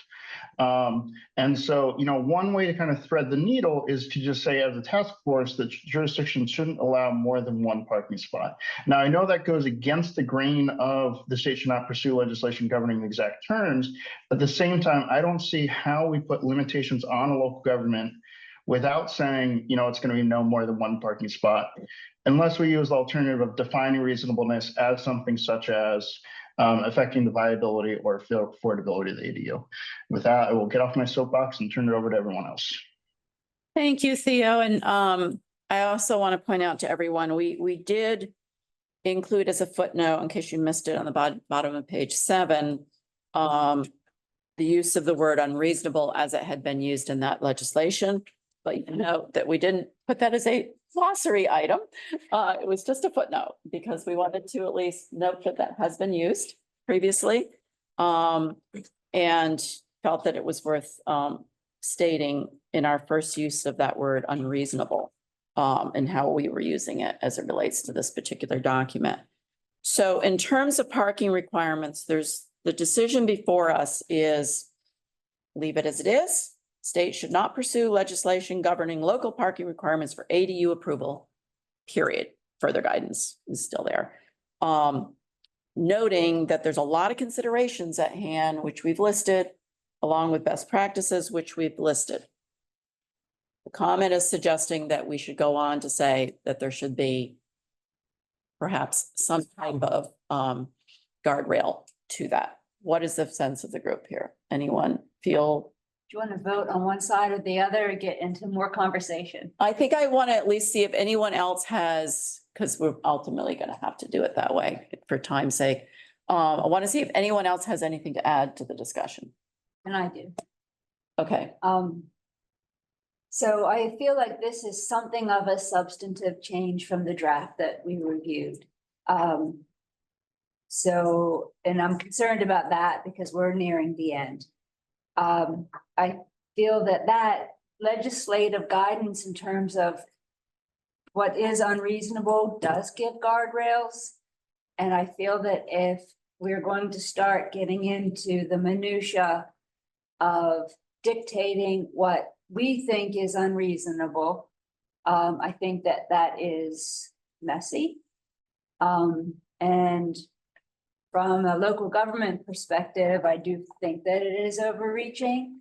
I think it could easily be argued that if a local jurisdiction implemented overly onerous parking standards, that it would not meet the reasonable test.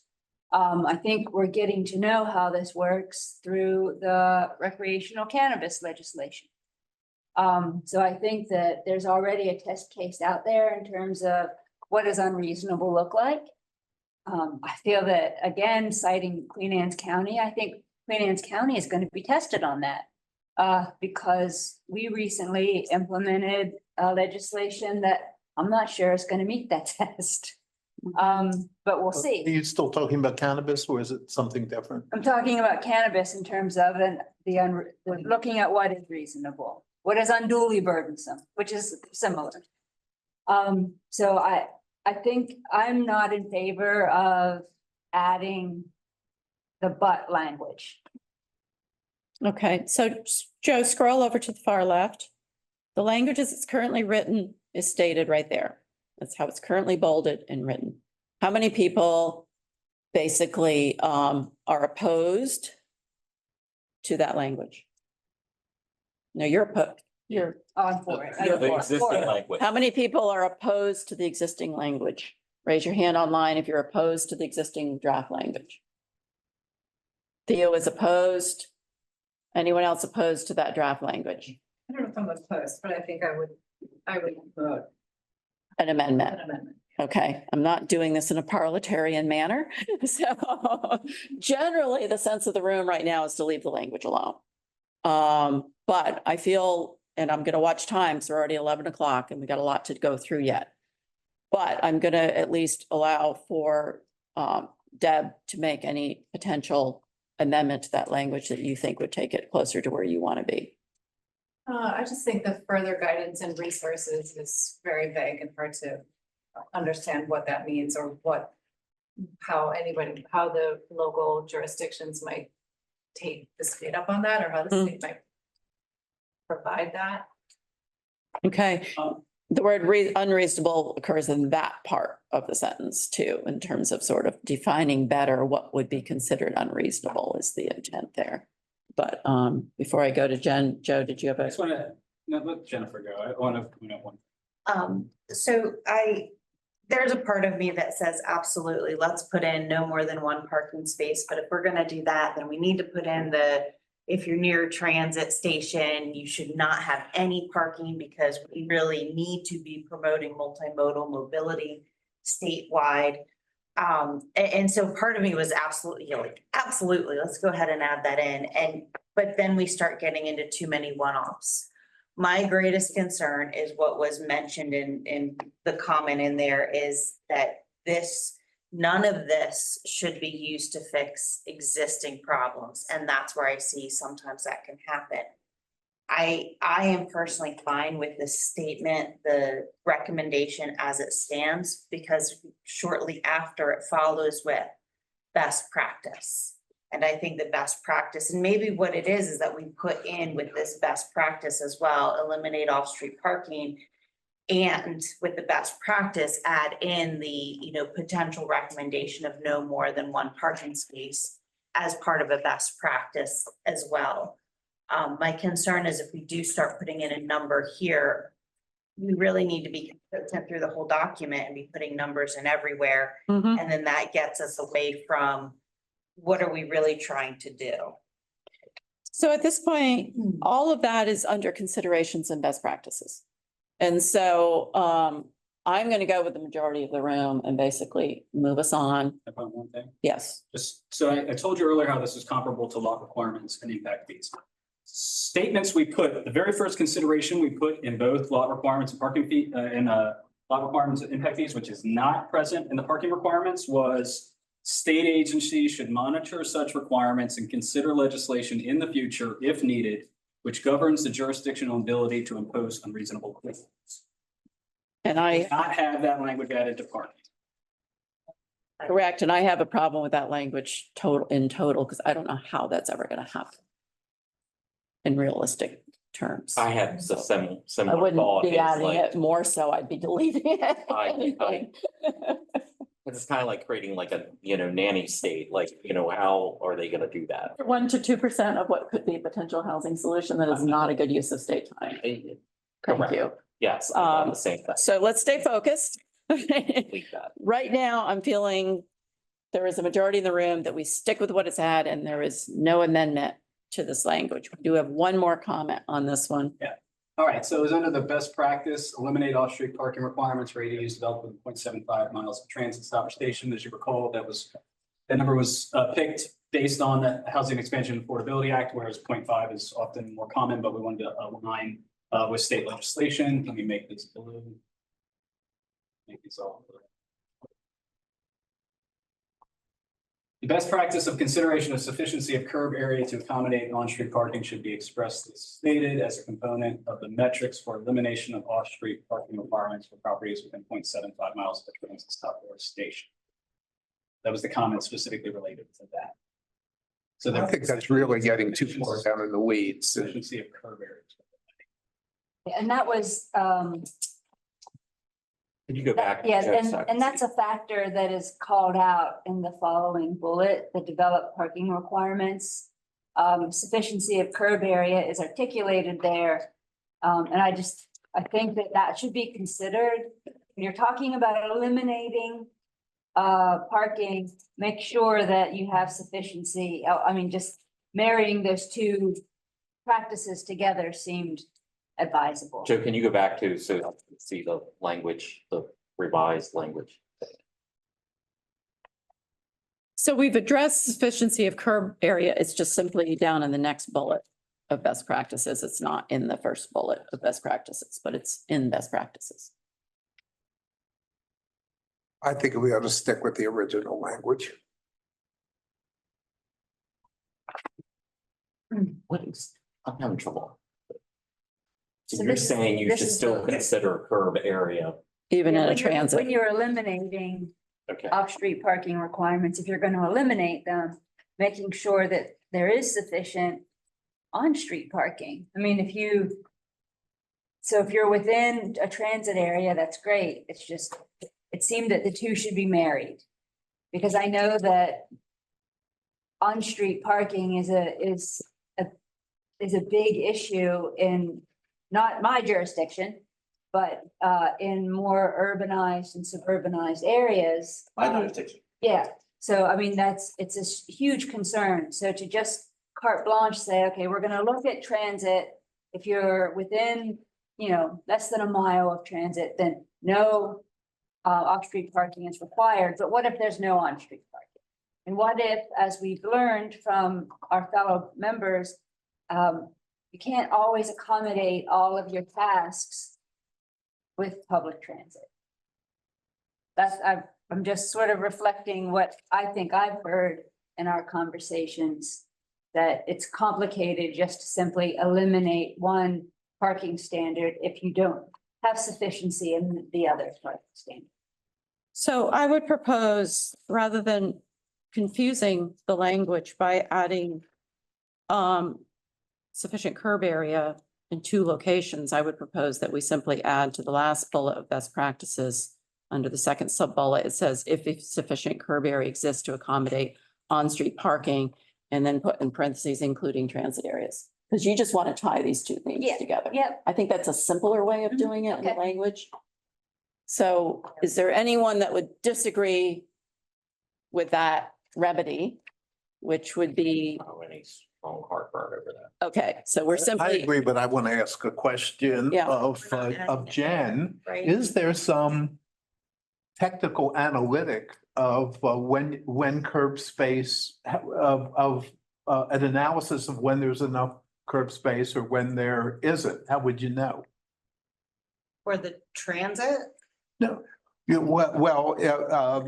how do you make a how do determination? you make a determination? How do you make a determination if the curb space for parking is sufficient or not? Is there some test that I'm not aware of?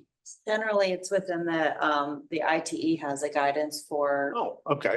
parking, and then there's guidelines for it, and then We're you not- also look at general curb length, the car being X number of feet, and then you can identify what the density is supposed to be. So there's some. So not formula. so quantitatively, you could determine if there's sufficient curb space for, okay. Based on what the use of it should be. It's not necessarily what the use of it is, which is why I was very hesitant with the parking of, the comment I made before of it's too easy to fall into we're trying to legislate to fix existing problems, which we Right. should not do. The existing problems are existing problems. It's still a problem. It still needs a solution, Right. but what we're looking at is a proposed condition. And we should not be, as much as it is still a problem, we need to address what the proposed condition is. And my statement on this all along has been, it's what came first, the chicken or the egg, right? We definitely need to be looking at multimodal mobility, active transportation. Basically, how do we get people making modal choices that are not just a vehicle? How do we get people walking and biking and using buses and using transit lines? And it's if you build it, they will come, but if you allow parking. built everywhere, you're never gonna build a walkable community. So So to keep us moving, the amendment here is under best practices, the final bullet. Second sub-bullet will say insufficient, if sufficient curb area exists to accommodate on-street parking, including transit areas. So we kind of consolidate that Yeah. thought is the main thing. I just have one, Mhm. wasn't directly addressed. I know we got the 0.75 miles, I think, from the governor's housing bill, but I will say this was after our last meeting. I was down in DC for close to a week, staying at a friend's house, using transit, using the metro to go in and out of town. And I will say, like, it was less than 0.75 miles. I was very sore because I was walking all the time and I work out on a regular basis. So I'll be honest with you, if I was 0.75 away from transit all the time, that is somewhat problematic.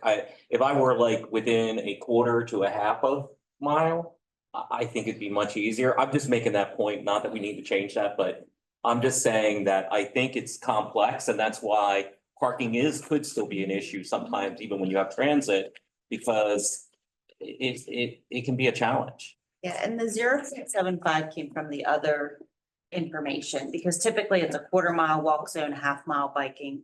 Maybe sometimes a half-mile walk zone, because, or when you run the analysis on it, you say a half-mile walk zone, but you're picking the quarter-mile because your census tract is touching to get that half-mile. The 3/4 of a mile, that came from, and I'm drawing a blank right now, of the other legislation or other It's the recommendations. affordable housing Thank you, yeah. legislation, which is not consistent with national standard, but because it is now the state standard, we're going with it. Yes. Yeah, that's why. We didn't want to have confusion of different state kind of metrics. 0.75 is a lot. Right, and it depends on the experience and the type of.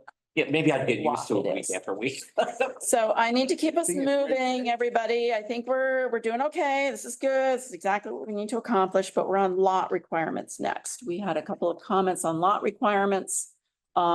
This one followed the previous one as it relates to, do we want to stick with the current language or add this statement? I'm sensing there could be a leaning to just stick with it the way it is based on the conversation we just had around parking. But I want to make sure I bring this forward. If that was the only comment on lot, which is one consistent with what we just had on parking. Joe, can you scroll over? The comment is essentially the same comment. As to whether or not we want to put some qualifiers or guardrails in there, or just stick with the language the way it was. Does anyone feel the need to amend this one? I think this one would be even harder to amend to create the unreasonable barriers. Mhm. What would be those unreasonable? In other words, like, how do you go down the rabbit hole with parking? It's very specific. Like, you could make an argument, hey, no more, you can't require more than 2 parking spaces or 1 parking space. The lot requirements are much broader. So, yeah. It would be hard to do anything. So Joe, scroll over to the original language. So the original language is very much mirroring what we just had with parking. And that it's not a state legislative action, but there is guidance needed, and that term unreasonable is in there as part of the, how do we determine what's unreasonable from guidance standpoint? So I'm gonna just kind of put it out there. Is anyone disagree Theo has. with this? Theo? Yeah, I'll be very, very brief because I know I'm probably not winning this one. But just want to put on the record that, I would recommend that we include an unreasonableness test with this one as well. Because while I do agree with Dan, it's challenging. You can set requirements in such a way that prevent ADU development from occurring. And that is not what I believe the goal of this task force is, or the intent of this task force, I should say, or the intent of the task force will, if you will. But with that, I will end my comment. Okay, thank you, Theo. And I think personally, I feel like, well, it's not ideal. The second sentence, further guidance and resources are needed. We had 9 months. We can't solve all of this to exactness, but we can create perhaps a matrix some point down the road. Or something that would sort of at least create some guidance on what would be unreasonable. And that's a guidance. It's not a legislative is what we're putting in here. Keep in mind, these first three, was it 3 or 4? Were also policy priorities in your polling. So these in particular, these first 3 were highly thought to need local guidance and local guidance. And so these are definitely much more complicated and need for more. So I'm gonna get a sense from the room, unless someone jumps up, that we're going with the language as it is. We're gonna stick with it and we're gonna move on. What about under considerations? You brought up that state agency should monitor such requirements, consider legislation in the future. Oh, yeah, oh, You did thank you not for like that that. language. I would like to propose that we actually delete that bullet. State agency should monitor requirements and consider legislation in the future. If needed, which governs jurisdictional ability You to just don't think impose that's unreasonable. practical. I just don't think it's practical. I concur. And it's the only one that we put it in there. for. You're right. We also have it under Another impact one. fees. So let's delete. So we're gonna delete under lot requirements. Theo has his hand up. Theo, Yeah, I just wanted to make a potential compromise, which is to change from state agencies to the legislature should monitor requirements and consider legislation in the future. That's my counter offer, if you will. you know where that'll end up. Thank Oh, you. yeah, no, but it's still, I think it's important Sorry, I know that, I think it is important that there is acknowledgement that this is not the end of the conversation, this Yeah. report, and that, you know, even if it's not within the purview or the resources of state agencies to do so, I think it is important that someone is still keeping an eye on these developments. Well, we will keep an eye on. Does anybody support that amendment to that bullet versus deleting it? I'm not deleting. Not seeing any, we're deleting. Okay, it was that first worth a bullet. try, but That's I okay. appreciate it. Hey, that's what we're here for, Theo. It's fine. Okay, so as far as lot requirements, then the only amendment we're making to that policy is to delete that first bullet under considerations regarding monitoring. We all know monitoring. We need to know more. The question is for that percentage of housing, is that the best place to focus? So next one is restrictive covenants, one of our other favorites here. We've already had some discussion around this under themes, and this is our chance now to determine.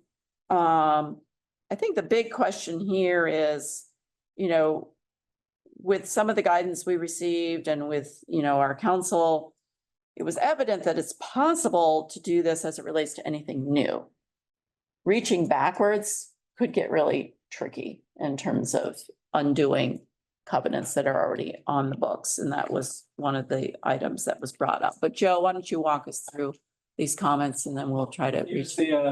The main thing about this one is the new housing developments versus retroactive overrides of existing restricted covenants. And the recommendation just says that we prohibit covenants for new housing developments and not reach backwards, unreasonably restricting any use. The comments are almost all in red here, so we haven't made any changes. We're just leaving this out for discussion. Having rewatched the discussion, I'm not certain that the majority didn't want to retroactively prohibit existing covenants as well. There was a lot of discussion of this. So this comment says that they believe that the task force does want to move backwards. Comment 2, just another statement that the state should override covenants that prohibit ADUs. Reading that comment, to me, that sounds like retroactive as well, but I didn't make a comment. And then, yeah, the comment wanting to discuss, this is a specific request to discuss it. And then again, as I mentioned earlier, this has come back up. This is mentioned a couple times to clarify that restrictive covenants are beyond the purview of local zoning authority. This is under, this is in the narrative paragraph. It's in the best practice. It's not a consideration. That's just in the narrative paragraph change. And then this one, removing "are you kidding me," which we made that change. Sorry, we missed that one. Apologies. So, open it up for discussion. Can I jump in here? I'm gonna die on my sword when it comes to this. as a local elected official and as the person who said, "Are you kidding me?" Which is being deleted. Sidebar, you delete it, but it's fine. I have I guess my Gonna point sit on is, this. in our first priority or first recommendation, we are jumping in and telling locals that they should make ADU by right, not special exception and all that. So we as a task force are okay doing that, but not okay recommending to the state that they prohibit these kind of restrictions. I feel strongly that it should not just be new, it should be the restriction period, because I just don't see how, I can't in good conscience feel good about, like, we're, in one hand, we're jumping into local governments, on the other hand, we're afraid to take on the HOAs. And my point is, the state has taken action, not just with racial covenants, they've taken action related to solar. They've taken action related to a couple other things that I cannot remember off the top of my head right this moment, but the state has taken action when it relates to that. And I kind of get bothered by the fact that HOAs like to create their own little fiefdom. And no, I think that we should be willing to say that as a task force. Rebecca. Anyway. Thank you. Thank you. David up next. Well, Anyone else in the queue? And then I see another hand up online too. So we'll go to David, then online. I might be a one-trick pony here, but I absolutely concur with Dan. I've been in the engineering business for over 50 years. I think I've done hundreds of subdivisions. I think every subdivision we ever did had restrictive covenants with it, every residential subdivision, commercial subdivisions for that matter. And they all prohibit all sorts of things, pigs in the backyard, chickens, can't paint your front door pink, all sorts Yeah, of no. things. And we've all seen them all. Dan, if you've been a realtor, for all that. If we, and they almost all say you have to use your house for a single family house. You can't have multiple families in there. If we don't recommend to the legislature that, and I am grateful to counsel, Adam, because I didn't understand that the legislature could override a covenants under certain circumstances. If we don't recommend to the legislature that they override covenants, which are in almost every residential subdivision, then the rest of this is sort of pointless. So I would change the language a little bit in comment two, not the state should override covenants. I would say the state should adopt legislation overriding covenants that prohibit ADUs. Thank you. Okay, we're going to go to Sharmita. I think I saw your hand up. That was an error. Sorry about that. Okay, any hands up online? Theo. Very brief, just I agree with the sentiment raised thus far. Okay, thank you. Okay, Amy. another one, Amy? And I just want to say I agree as well. And the only distinction I wanted to make was that language that Secretary has edited would just be included, just that this isn't something that the local jurisdiction necessarily may have authority over. But I agree. I think that this is a reasonable recommendation. So I just wanted to put that on the record. Okay. Okay, is there anyone that would be opposed to adding where appropriate, because I'm not going to try to go through every little item, where appropriate, the word retroactive? No one is in disagreement to that. I would like to request your indulgence of the fact that we will go through and include retroactive because it'll come up in several places. That's And in that- the policy statement. In the policy statement and through the text, there are going to be instances where we're going to have to go through and ensure that we've made that reference to retroactive and new. And I just need the ability to kind of wordsmith that without trying to do it here in the room. Everybody's okay with the concept of that this should be retroactive, not just new. And I've got two, whoa, we've got a bunch of hands. Okay, I'm gonna go to Jennifer. Mine was just a quick reminder, as you say that, a quick reminder on the schedule, is there like a moment where we will have the final QC of this? Just because this will be, it's always good to have another set of eyes. when If we this do is, language like we this. want the task force to feel it is, in fact, your report. We're in a very tight I timeline. understand. What I could do is send out, if this one in particular is making folks nervous, because we're gonna have to have a little wiggle room here, Mhm. we can send this one out. Mhm. Because everything else is gonna be very precise, if that. It was just okay. to have that, like, even if it's one person or another person who hasn't been looking at it the whole time, whatever that is of that second set of eyes. Because obviously. On this one in particular. Yeah, everyone Okay. is very vested and invested, so. No, I have no problem with, we can pretty quickly make the edit to this particular policy and send it back out and see if anyone disagrees, give you like 24 hours and we'll move it. The other ones, I'm gonna be very precise in our amendment. Yes, Deborah. Quickly, how does the retroactive work with covenants for new housing development? That's why I'm asking for a little, we're gonna have to reword this. I think if I've got agreement that retroactive is the intent here, we'll go through and do a scrub to ensure that that wording is appropriate. And we will send that back out to you all for a review of that particular section immediately after today. We'll get that done in the next 24 hours, back from you in 24 hours, and we'll keep going on publication, which is where I'm getting a little tight on right now in InDesign. Adam, you had your hand up. Yeah, I would just avoid using the word retroactive in the report itself. Okay. It's a legal terminology. Okay. That has an elaborate test associated. So you with can guide us it. on So just say new and existing. new and existing. Something like So that might make it actually fairly simple, in which case, not a big deal. We just say new and existing. That's great.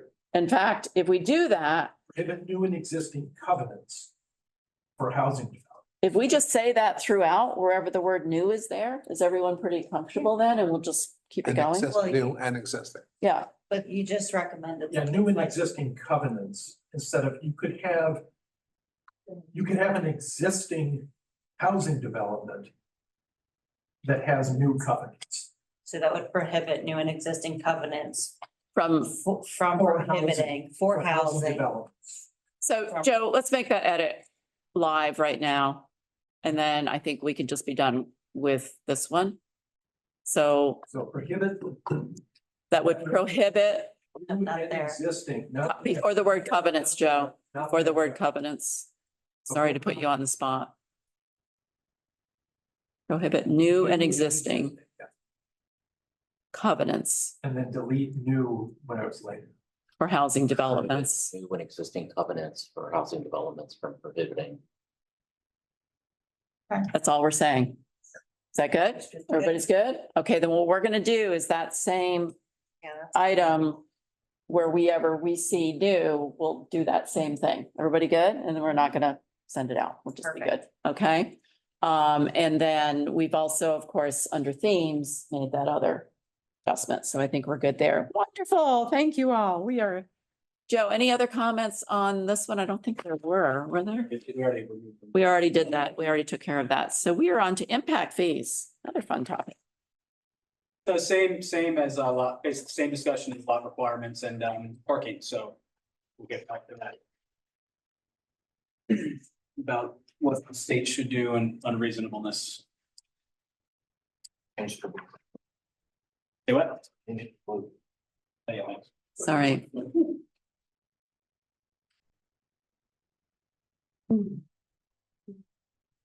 So we haven't made changes on the last two to the policy itself. So this is the same kind of. Soft. Okay, so let's go to the wording again. Scroll back over. Okay. Okay, so we were soft. Yes, we said, don't pursue it. It's a local issue. Stay away from it. Pretty much. But we've said we may come up with some guidance later down the road. You have a, hand up. Yeah, Theo, Yeah, very briefly, I would again argue for a reasonableness test, and I think one argument to make that this is different is this very directly impacts the cost of the ADU. While parking has an ancillary cost, same as lot size, you know, when you're actually talking dollar and cents, impact fees really can make or break an ADU development. So again, I would advocate for some type of reasonableness test included here.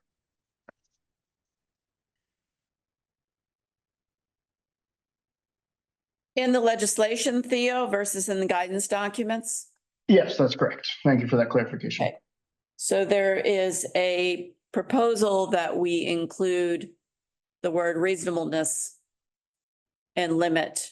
There's two approaches. One is that first sentence should say that the state should impose no impact fees for ADUs, et cetera, wordsmithed, obviously. There's another proposal that we leave it, but indicate that governing impact fees for ADU approval should not be unreasonable wordsmithing. Anyone like to make, anyone in support of any of those changes? Either no impact fees or the insertion of reasonableness? Anybody in favor of either of those changes? I want no impact fees. You want no impact fees? No. No. Okay, no impact fees. Okay, so we have a couple folks that would like to go further on this. Okay. Anyone else? Theo, we've got a couple folks in the room that really feel like we should say more about impact fees, either no or reasonable. Dan? So where I am headspace wise, I do not agree with no impact fees. ADU at the end of the day does have some impact. I also can somewhat understand Theo's concern. Do I think that somebody that's building an ADU should be paying the same fees as someone building a single family residential dwelling? Now, even as a local official, I do think that's kind of unreasonable. But I'm not quite sure how we get to wording that doesn't give me heartburn as a local elected official about regulating that. But I do feel strongly that we cannot say that there should be no impact fees for ADU. But I also get the point that I don't think those fees should be the same as what it is for single family. And I think that is unreasonable if certain local jurisdictions. Yeah, so I agree with the position that you're taking. I think what I would like to add to this conversation is that what can be incentivized in a lot of impact fee ordinances is the fact that a development is providing affordable housing. I think that where there are moderately priced dwelling unit provisions that might cover an ADU by quantifying that the ADU that is being provided, and if there is consideration for a waiver of an impact fee or a reduced impact fee, I feel that this is the opportunity to get to the affordable housing piece that is on the periphery of this conversation that we're really having. A lot of this ADU conversation is really trying to get at affordable housing. So yeah, there are lots of layers to impact fees that are different in every community, a la garbage pickup, schools, road infrastructure, like we've talked about, that we don't have control over at the local level. So there are a lot of moving parts to it. But if we're going to look at trying to get state legislation to impose a reasonable standard, then there should be an affordability attached to it. I'd like to say something. Just one thought about that, and that is just keep in mind, how could we implement that? That's the tricky thing we were struggling with, Yeah, but let me I see agree who's with in the that too. queue. I've got whose hand is up there, Joe? I can't quite read. Isabel, I've got Isabel, Theo, which I want to get the online folks, and then David. Isabella? Yeah, hi. I just wanted to second that comment about affordability, because that's what we're talking about. I hope that's what we're talking about, is increasing the inventory of livable spaces for folks. So yeah, reasonableness, I think, should be part of the definition or the narrative there. Okay, Theo?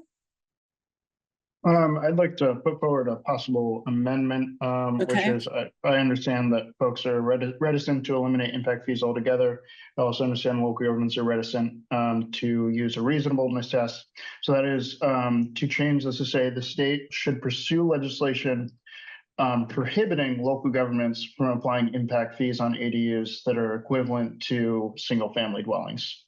And then having considerations, something along the lines of the fact that, it should be not more than anything that's proportional to the unit. So in other words, if the ADU is a third of the square footage, the fees should not exceed a third of the fees imposed on a single-family dwelling. And possibly also consideration for the fact that ADUs typically do not house school-age children. So I know that was a lot, but happy to discuss through all three of those points. Thank you. Any other comments, David? Yeah, I'm in the same church as everybody, but I'm in a different pew here. Look, we all know there's a terrible housing shortage in the United States, in Maryland, and there's a huge homelessness problem. There's an aging problem, and there's a tremendous shortage of affordable housing. That's what we're here for. That's what ADUs are really here for, to increase the housing supply. It has been I think, expressed that a internal ATU, I don't know, Deborah, $100,000 would not be atypical for a new ADU. We're here, this is a subset of the affordable housing problem.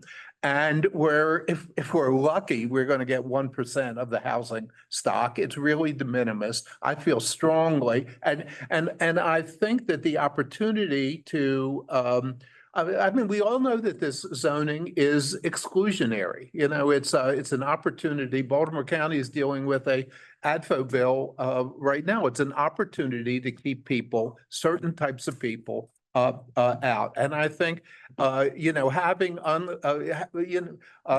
impact fees is just another opportunity to create a barrier. I feel strongly for ADUs, there shouldn't be impact fees. I know other people feel differently here. So one more comment from Dan, and then I'm going to propose an amendment, and James, and then I will propose an amendment to this that I think I can pull together.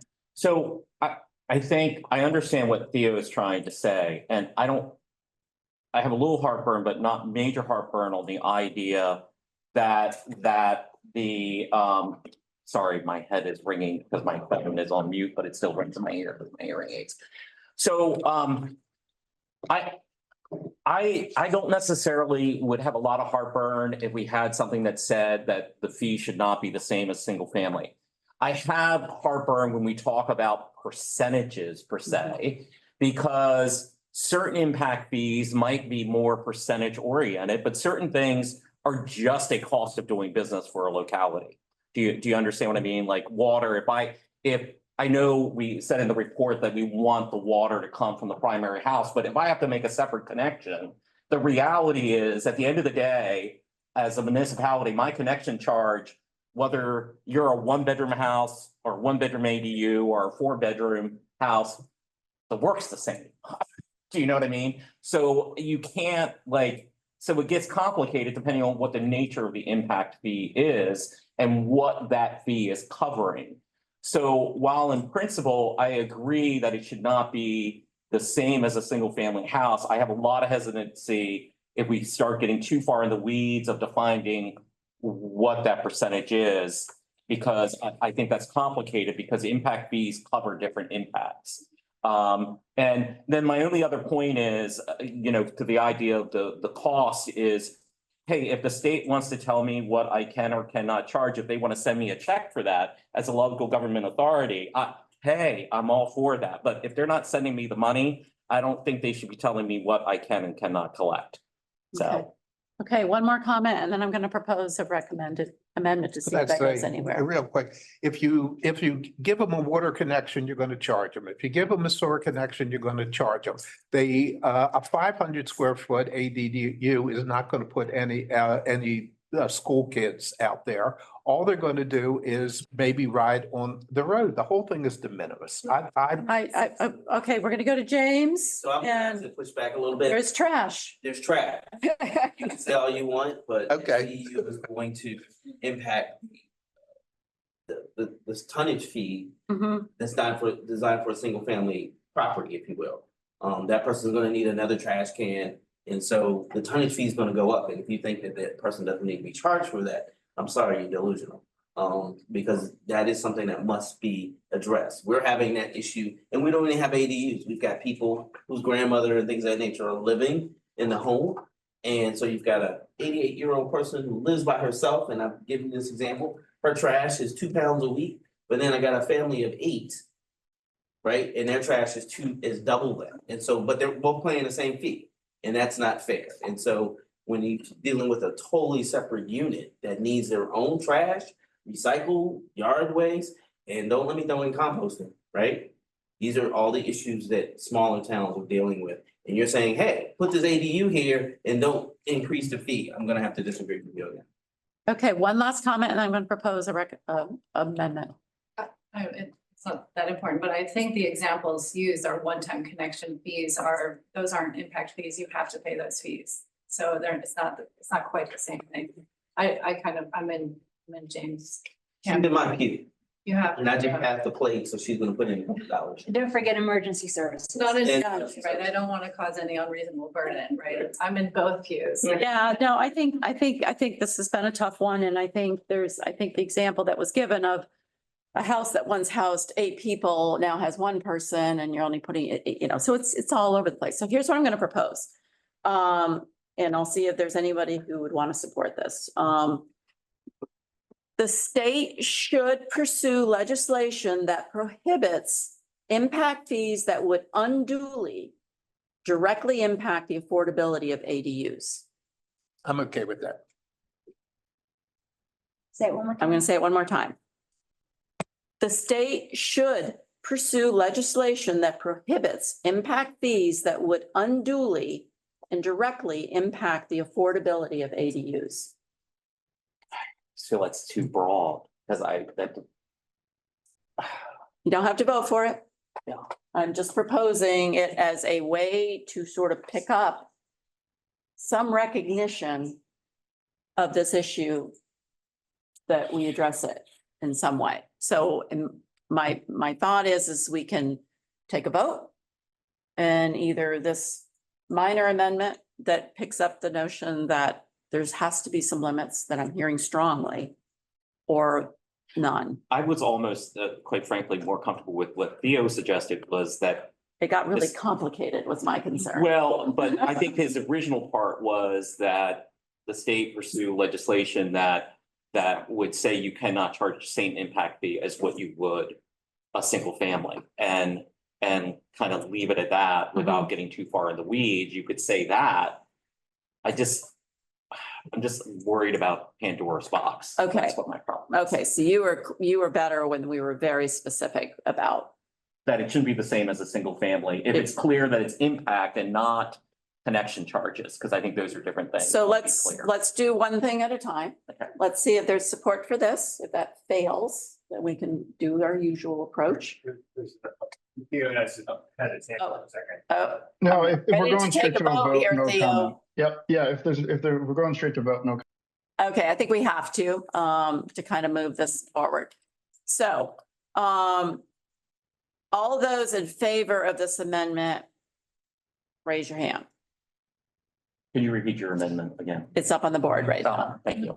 Okay, Sorry. and if it fails, then we'll try something else. I'm sorry, could you read it? I can't The see. state should pursue legislation that prohibits impact fees that would unduly and directly impact the affordability of ADUs. And then we would keep the rest that was already there about further guidance. Obviously, the first sentence is the Okay. important one. Is anyone in favor of this?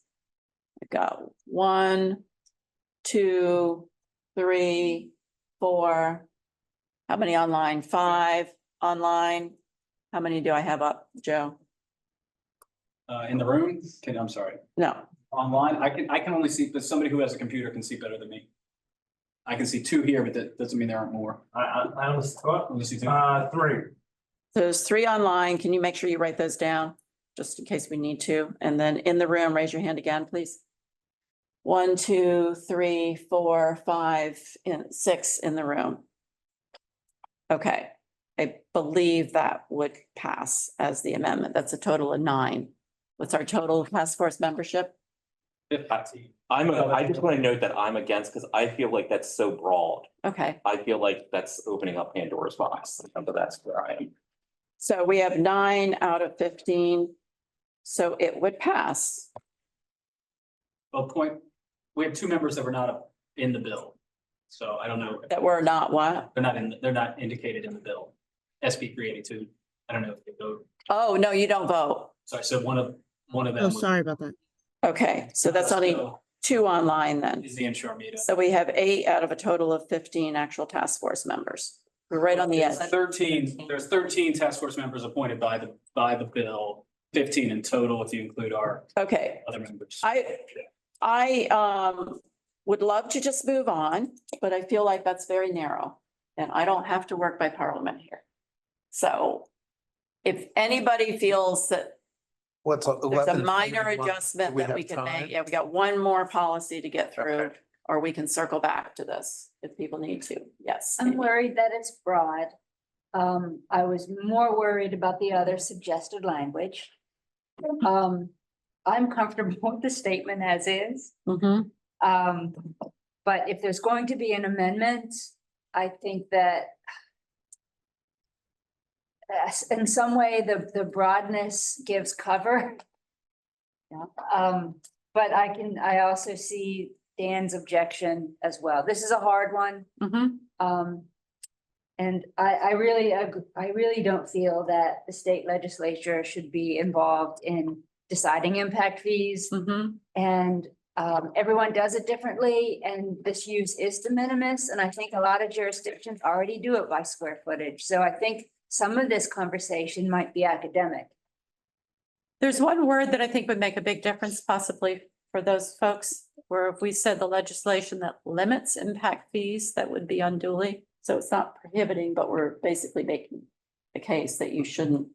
But anyways, we will move on here in a minute. I don't know if this would work, but could we add like a best practices, asking the local jurisdictions to clearly come up with a policy to define their impact fees? See, I look back at the best practices. Yeah, that's kind of under that It's a section. lot of work for me. Yeah, I don't know about that. yeah, no. Most of them, I mean, if you have impact fees, there's usually a purpose statement already and criteria and lots of different subcategories. So it's probably already baked in. Yeah. Let me jump in real quick. Yes. With our rental and ADU will probably fall into this. You'd have to fill out an application. So to piggyback on what she's saying, the impact fee can be built into that application. Okay. So most jurisdictions who have rental properties, Mhm. they have to meet certain code, fire, lighting, fire, those types of things. And there is a fee in Yeah. order to fill out that application.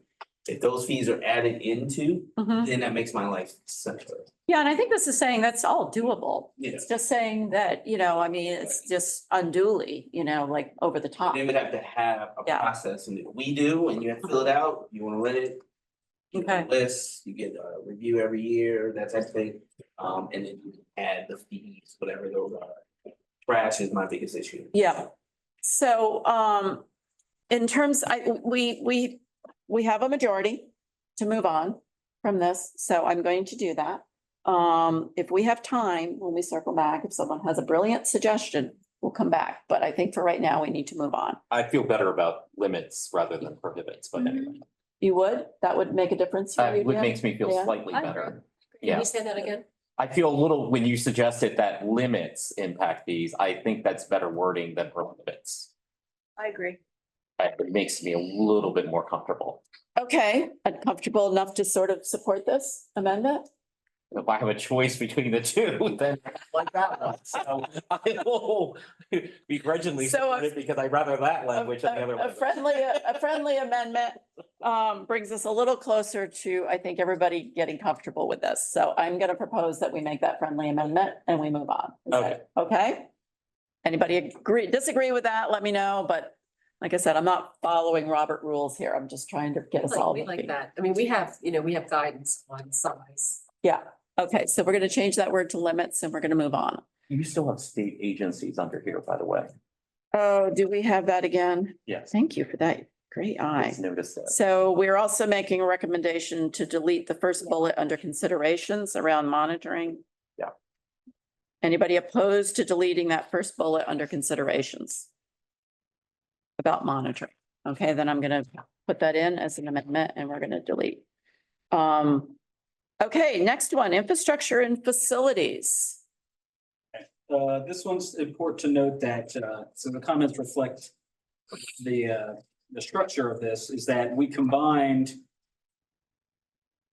infrastructure and facilities, but, so the first part, we did recommend state legislation pursuing legislation, which would prohibit jurisdictions from requiring the installation of newer separate water and sewer lines. The second part, does not, it talks about how further analysis and guidance and resources are needed for school capacity issues and APFOs. It is not recommending legislation around school capacity and APFOs. So that's where the requirement up here. But is this a typo? And they thought the comment, let me make it blue.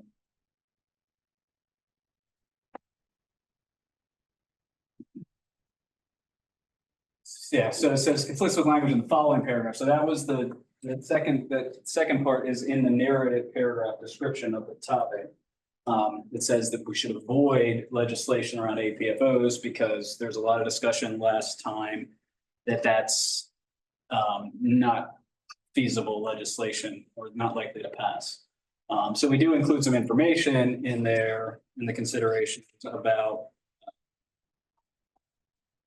APFOs, but the real recommendation, the policy recommendation here mainly, the pro-legislative recommendation is prohibiting jurisdictions from requiring the installation of new and or separate water and sewer lines. Now, there is a consideration, remember that sometimes this is necessary, right? Based on, I think it was Mandy's point last time, based on topography or some other things. And that would be a separate situation, but this would just be like requiring it for all of them. Yes. I was gonna say that, generally, I do not want separate water and sewer connections because I worry about then someone turning around like 10 years later and wanting to subdivide the lot off and creating all these little mini houses. So I really don't want separate connections. But I think there's validity, and I'm concerned about the way our wording is, that there are times where separate connections are, for a variety of reasons, are just gonna make sense. So I'm kind of worried about, like, we're prohibiting something that might sometimes make sense. I don't think it says prohibiting it. I think it's saying it's prohibiting you from requiring it. So you might need it. Still can because do of it. your lot, but you don't have to do it. Okay. That gets back to what I was, yeah, it prohibits a jurisdiction from requiring it for ADUs. They could still do it. They might still have to do it, Yeah, they might still have to do it. but they don't have to because the That's a state has mandated it. Valid point. Gotcha. The language. Yeah. Thanks for that, Jim. Benner. Oh, I'm so sorry. Jennifer, go ahead. I'm so sorry. Just as we're looking at it now, kind of on the big screen. One is very grammatical, but the further analysis, I would just put that to another paragraph because it's mixing. I mean, keeping it on here, but it's just the state should pursue, and then further analysis is needed on school capacity, because it is still all infrastructure and facilities, but just 2 paragraphs. It was creating confusion, I think, and Yeah. I agree. And then the other is, it's a little bit of this, the prohibit and conversation. I almost, again, reading it now, I almost want to put at the very end, The state should pursue legislation, prohibit jurisdictions from requiring an ADU developer to install new separate water and sewer lines to the unit unless analysis shows otherwise. Or just something that accommodates, because it's not just the topography, it's also the capacity of those utilities. And so just that statement that says, and maybe it is, again, getting too into the weeds in this, but that's one of those, it's an acknowledgement that there are utility, capacities concerns that we have in many areas around the state. And so just something to the effect of, separate water and sewer lines to the unit, unless otherwise required by capacity, something, and I'm not. Or unless like the law requires it. There's two different issues I'm The hearing. analysis. Yeah, because The analysis. there's two different issues, Jennifer, and I just want to clarify, is that this one is specific to the notion of a brand new line going in Yeah. versus a capacity issue, which is a totally different issue. Right. So I want to, At all, whether you're connecting to the main or whether you're connecting to the Right. house. Well, you might be existing talking about house the capacity of the line itself, because the line might be too small to accommodate the additional pressure. Or the. Yeah, it was just overall analysis, but I respect that of, yes, I Yeah. understand, not requiring a brand new line just because it's an ADU. Which again, as I look to the two of you who always have reined me in on the, well, you'd have to do that anyway under building codes and everything else, so I rescind mine. okay. Okay, Joe, go back over to the comments. I want to make sure we're capturing everything. Okay, that's a separate, okay, comment two is a separate one. Okay. So is there any support for any change to this particular policy statement other than creating clarity by putting the school portion of it as its own paragraph? Is there any support for any change to this? Not hearing any, it stays. Okay, so this is staying as is. The second comment was specific to really a factual issue, which we can check on unless there's someone in the room that can clarify that. Joe, can you scroll it over a little bit more? It's that one, the comment Just on, on that consideration. oh, I'm sorry. No, that's all right. I can zoom out. It's gonna be hard to see them both. Yeah, leave it there. I think people can get it. That's the consideration. So it's specifically to, I remember this discussion. So this is really a factual thing. Like, I don't know enough about this topic that MD or local health department bases capacity on square footage versus number of bedrooms at all situations. Is that, I guess I put that question out to the group. Is that a factual statement? In all situations, they use square footage rather than bedrooms. No, that is not factual. I don't think so. Some do. So what are the, I know, especially if you're on a septic system, it's bedrooms, not bathrooms. Not Septic, private septic. Talking about, Public. yeah, they're gonna. Not, I just don't know. some of them are square footage too. so our statement is correct then, because we say ADU size or bedroom count, because it sounds like it can vary. ADU size or bedroom count. Is it correct then? It depends on the. Yeah, it depends. Yeah, so that's the correct statement then. Should I add square footage to this That's just- number of additional bedrooms or square footage? Yeah, or square foot. I think that would clarify it. Yeah, Thank you all. great, thank you. Okay, yay. We're gonna move on. So we have about 5 minutes. Public comment. Uh, 5 minutes. Yep. mhm. Go. This. Yes. We're not going to be addressed, I guess we didn't have comments on it, so we're not addressing the septic aspects of infrastructure. If we did not get a comment, we're not hitting them today. Yeah, I mean, in our draft did not really address septic a whole lot, so, but we also didn't get any comments on it. Yeah. I think it's addressed in the by right discussion, because we're Yeah. talking about most Yeah. areas. Okay, the guidance, resource and technical assistance section, we just had a few comments here, which we can Yeah, I think we should. highlight. Yeah, this one was just a positive statement, so thank you to whoever sent it. It just says that they'll continue to help us. So. Thank you. Yeah, Then nothing, no change needed. So this one is related to a best practice under government directed technical assistance and education for ADU interested homeowners. The best practice is pre-approve and publicize plans for architectural elevations and floor plans or provide third-party certification for these types of plans. This comment said, recommend deleting that best practice as it's too specific and likely problematic. And then pre-approved and publicized plans for architectural elevations and floor plans or provide third-party certifications for these types of plans.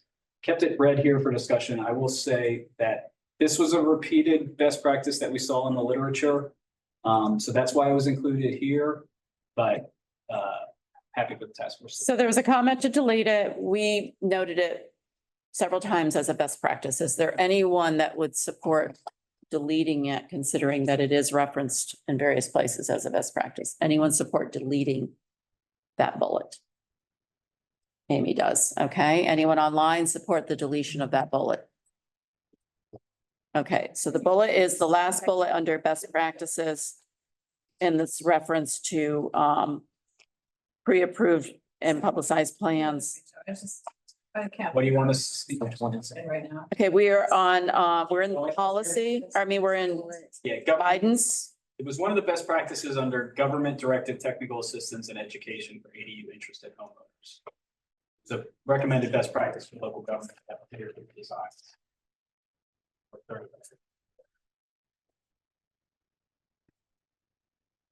And keep in mind the best practices for the local government to use or not use. Amy, would you like to, since The you only, know it's you? yeah, and the only reason I mention it is that I've had experience doing this, and when building codes are updated and plans are updated, then we have these old documents out there, and it has caused a lot of confusion, and homeowners will pay for architectural plans before they come to the local jurisdictions to submit. And then if those guidance documents are outdated, or if they have old copies, it can be messy. I've seen that the well-intentioned provision backfire and cause hard feelings and angry phone calls. I'm with Amy on this one because a drawing is only as good as its interpretation, and it can be interpreted for various different reasons and in many different ways. So this is elevations and floor plans. Does that make any difference? I mean, in terms of your thinking? Yeah. Okay, so one proposed thought is that we add to it that follow current codes. So we make the statement, but then just add on to it that follow current codes, because it sounds like it's a code issue. Mandy? I had previously commented on pre-approved plans. I feel like it is not a one size fit all. And if you make any modification to that pre-approved plan, it's no longer pre-approved. And it has to be looked at holistically. You can't just move a door 6 inches, you might be in violation of egress then. And, and as mentioned, Amy mentioned codes change. Yeah, I think it's too limiting. It's well-intentioned, and I've just seen it backfire. So you would prefer not to include it as best practices? Okay, we're just going to go ahead and see what the sense of the room is then. How many people would support deleting this bullet as a best practice for Maryland? 1, 2, 3, 4, 5. What do we have online? I'd say Anybody online support deleting it? Can I offer an alternative? Let's see, let me get my count here first. So we have 6 that are in the room and online that support deleting it entirely. Okay, that's kind of majority of those present. What do you propose, Theo? Remove the word pre-approve and change it to publicize and update plans for architectural elevations and floor plans, et cetera, et cetera. If pre-approve is the issue at hand. Sample plans, publicize sample plans? Yeah, and update to ensure that it's updated. Sample plan sounds better. So publicize sample plans of architectural elevations and floor plans. Do we even want to say third party? We just say publicize sample plans of architectural elevations and floor plans, period. Does that get I the think that's intent good. out there? Yeah. Okay, so the amendment to that bullet would be publicize sample plans of architectural elevations and floor plans, period. which is something anybody can do and go find, so it's kind of innocuous, right? Right. Okay, so we just leave it there with that amendment. Great, it is 12 o'clock. We only have one more to go. But I will honor our public comment timeframe. The only one left to do after this is the non-conforming uses and structures. Then we'll read through the proposed amendments. We'll take a vote and I think we'll good to go. So public comment. Room Any- first, do we have any public comments? Anyone in the room? Thank you. Please say your name and affiliations. Stacy Dahlstrom, I work for EPRC, PC. I represent a couple of local governments as the town planner or comprehensive planner on Maryland's Eastern Shore. First, I wanted to thank you all for removing the comprehensive plan consistency as a subjective measure. Having worked more recently with my local governments and helping them understand how important finalizing that plan was, as well as working with MVP to get a plan that they can enforce, as well as helping them understand the role of town planner and how pointing back to our comprehensive plan helps them in supporting their decisions. Secondly, I spoke to you previously from my past experience in which I worked with the local government that had a affordable housing waiver program. I've since looked into that a little more, and it was actually more of an offset, as I described. There was funding published in the budget every year to offset the impact fee, and they are all currently doing it as well for the school impact fees because it's not just for ADUs.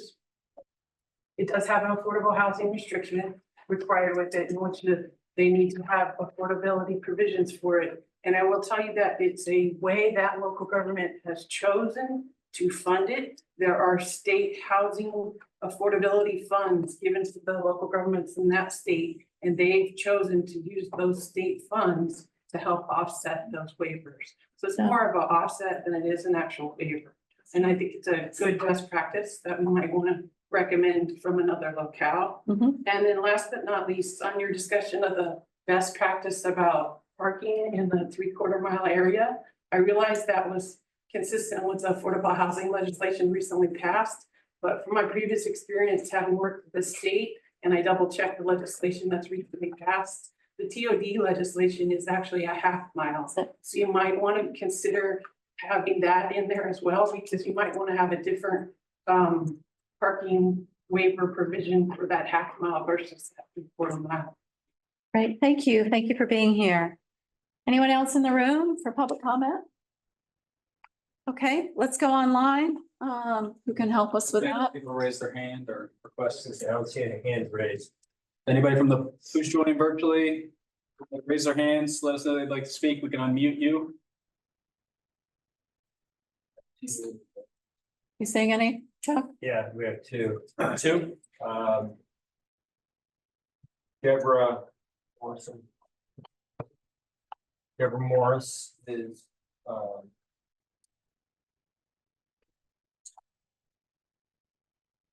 Deborah Morris, Who's controlling that, John? John's controlling it. Very good. Deborah, again.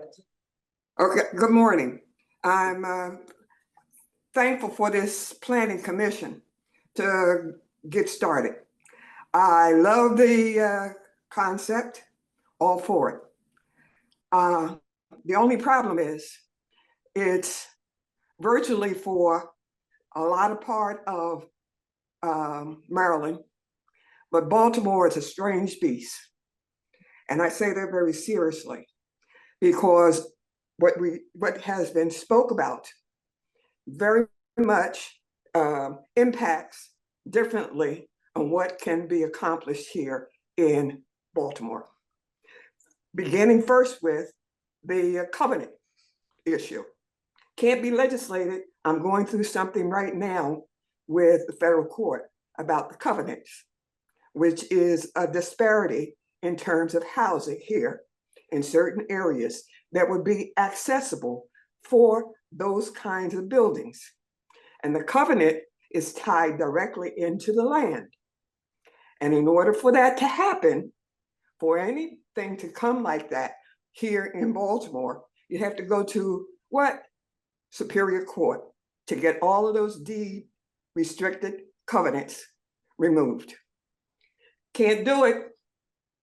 You can't just come in here and legislate that. They have to go through the court, Superior Court, to get it removed.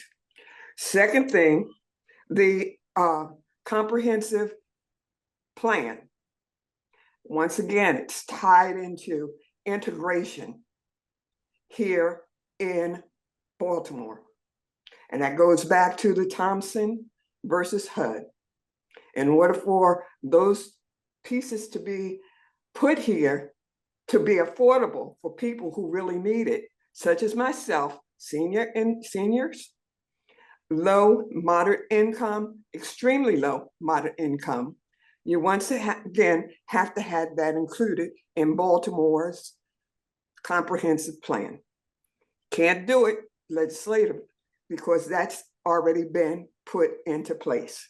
It has to come for any kind of affordable plans that has to go through the comprehensive plans, which is under Baltimore's Housing Authority. Third, parking. We go to the parking.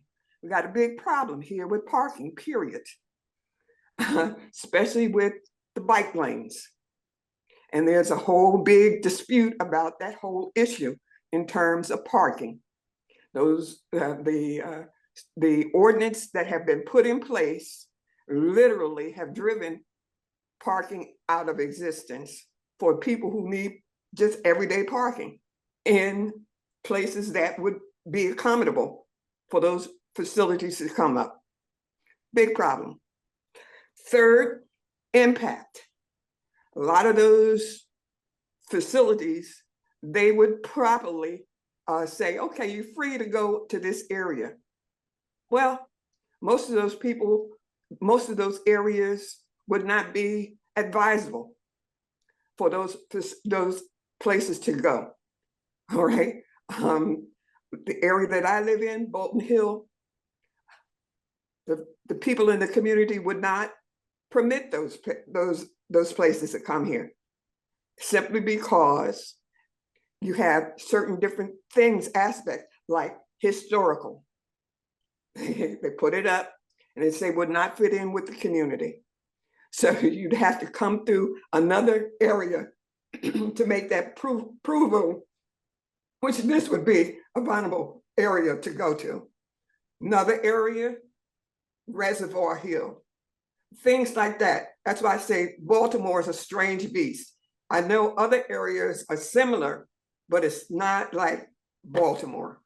And that's the only thing that I'm saying is that when the plan is implemented, you got to look at different districts differently.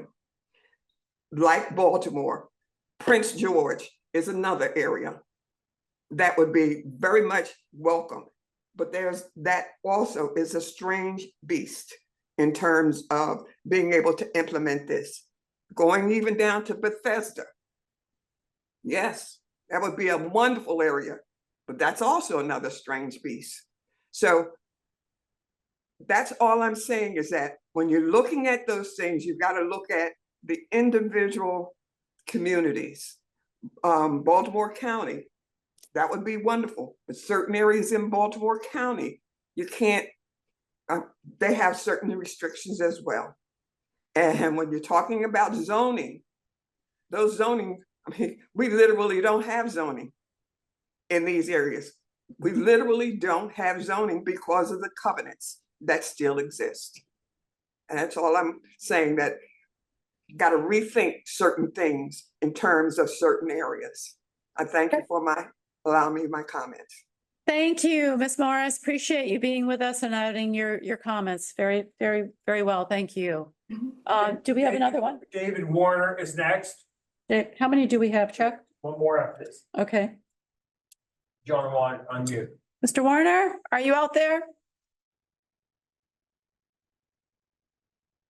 David Warner, Yep. is that muted? You mute, yeah, no, there is. We go. How about that? We got you. Gotcha. Great, thank you very much. My name is David Warner. I'm the principal counsel with the Maryland National Capital Park and Planning Commission, and I've enjoyed watching the task force meetings over the past several months, more than several months, learned a lot. and was following today and just had a couple thoughts that came up in your discussions. I thought it seemed a little bit maybe misleading. You know, initially, I think you said that local jurisdictions have nothing to do with restrictive covenants, and then you changed that to limited oversight. What we find in our practice here, I represent the Prince George's County Planning Board, and for instance, our local government has broad authority to both require the recordation of covenants and to include language in those covenants that provide MNCPPC the authority to enforce them or to ensure that changes aren't made to covenants that frustrate the approvals that the applicant got for a new subdivision. So for instance, if we require someone to reserve a portion of property as open space or a community park or for stormwater detention, as part of our regulatory authority in our approval of a subdivision, we will require the property owner to record covenants that the HOA will then take over when the property is developed. And those covenants will reserve to us the right to prevent all sorts of things happening on that private property that would frustrate, the ability for stormwater to be detained, that kind of a thing. So with your proposal on a lot of areas as to increase the ability of local governments to or limit their ability to prohibit ADUs, I think there is a lot of authority within local jurisdictions to do so through covenants if they have the regulatory authority from the state. So I think that one section you changed where you said limited oversight might send the wrong message to the state government that local governments don't have any powers to help them out. So that was one thought on that. And then the second thing I wanted to talk about real quickly, when you were talking about impact fees, it's a very difficult issue. The Maryland Supreme Court, as all states have in place, require impact fees already to be reasonable, which means that everybody who pays an impact fee should be paying their fair share. So if an ADU imposes an impact of some kind and you're going to impose an impact fee on a single family dwelling, the two need to be reasonable. Maybe that means the ADU doesn't pay an impact fee at all, but there's a reasonable standard. And then secondly, the Supreme Court just told us a couple months ago, told everybody, every jurisdiction in the United States that impact fees going forward are going to have to meet nexus and rough proportionality. So it may not be possible to say, oh, ADUs, you don't have to pay impact fees, because then a single family is going to say, wait a minute, they're imposing impacts and I've got to pay for them and they don't. That might well fail constitutional protections for those homeowners. So just a couple thoughts on it, but the task force has been just fantastic to watch, and it's very exciting to see you take on such incredibly difficult issues. So thank you very much. Thank you. Thanks for joining us, and appreciate you being with us through this process. Thank you very much. Chuck, we have one more. Ashley Moore. Okay, Ashley Moore, are you out there? Yes, can you hear me? Yes, thank you. Welcome. Hi, I had a quick question that may or may not influence the rest of what I'm going to speak about. So is the public comment, like written public comment, is that officially closed, or are you still accepting it? That's a really good question. My intent that I am just going to make known is that we will accept public comment through the end of this month when the report is due, but keeping in mind that the report is in publication and we are taking a vote today. So we will record that public comment and it'll be part of the record, but after our vote today on the report, it won't necessarily influence the report. It'll just be part of the record through the end of May. All right, thank you for that. First I want to say, well, Ashley Moore, senior planner with Frederick County. I did send some comments as this meeting was starting. So don't think we're going to be able to get it in time, but it will be part of the record. But appreciate everything that the task force is doing. So I think I'll just state the handful comments that Frederick County had to the, I believe it was the draft recommendations working document. And I know some of the items have been discussed, or the items have been discussed in today's meeting. Some of it just we're making a comment on, some of it, we're in agreement with, but just to get started with the zoning use and approval processes, Frederick County does agree there should be at least one ADU permitted by right with reasonable size limitations, but that if there is an ADU that has a larger impact, such as a larger square footage or some kind of impact on utilities, it would be appropriate for that ADU to be approved by a higher authority other than staff. Also including, that will be for the local government.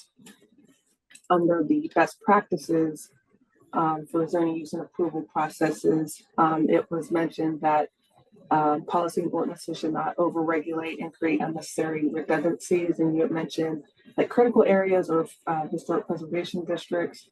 And in Frederick County, we don't see much overlap in the historic preservation review and in our zoning review, but both agencies would be applying separate regulations. For example, historic preservation has no authority on setbacks, but zoning reviews for that. So we feel like both reviews would apply because they're looking at separate things. Great. Oh, I've got a few more. Okay, we're running out of time. If you could sort of let me see. I'll try to go toward maybe one more. There was one mention about the not requiring a parking space near areas near transit. That's good, but you're also taking into effect, you're not taking into effect that some of those streets do not have on-street parking. Just making note of that. And I'll conclude that and I'll just leave the rest as for the record. Thank you so much. Thank you for being here today and good to know where Frederick County is in this discussion. Thank you. Okay, we are going to close the public comment portion. Really appreciate everyone that was here. I'm sorry, did we miss you earlier? Yes, I have to go put money in the meter. I'm more than welcome your comment. We're a minimum size for the ADU or a maximum size that it can be, the unit itself. we have discussed it, and I'm sorry, could you provide us with your name for the record? Marie Dias, Real Estate Academy. I teach real estate. I'm licensed East Town, Virginia, and New York, and licensed in 1977 as a broker.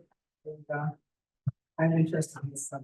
Appreciate you being here, and I know we have discussed minimum and maximums in terms of the primary aspect is the any accessory should not be greater than the primary unit on a site. So that's been a big part of our considerations here in terms of that. And I'm sorry, there was a second part in terms of maximum. Was that the main thing? Oh, and minimum. We haven't set a particular metric for a minimum. Could it be 100 square feet or? I think our recommendation was building code based. Building code based, yeah. Is that where we ended up? Is what could be the minimum.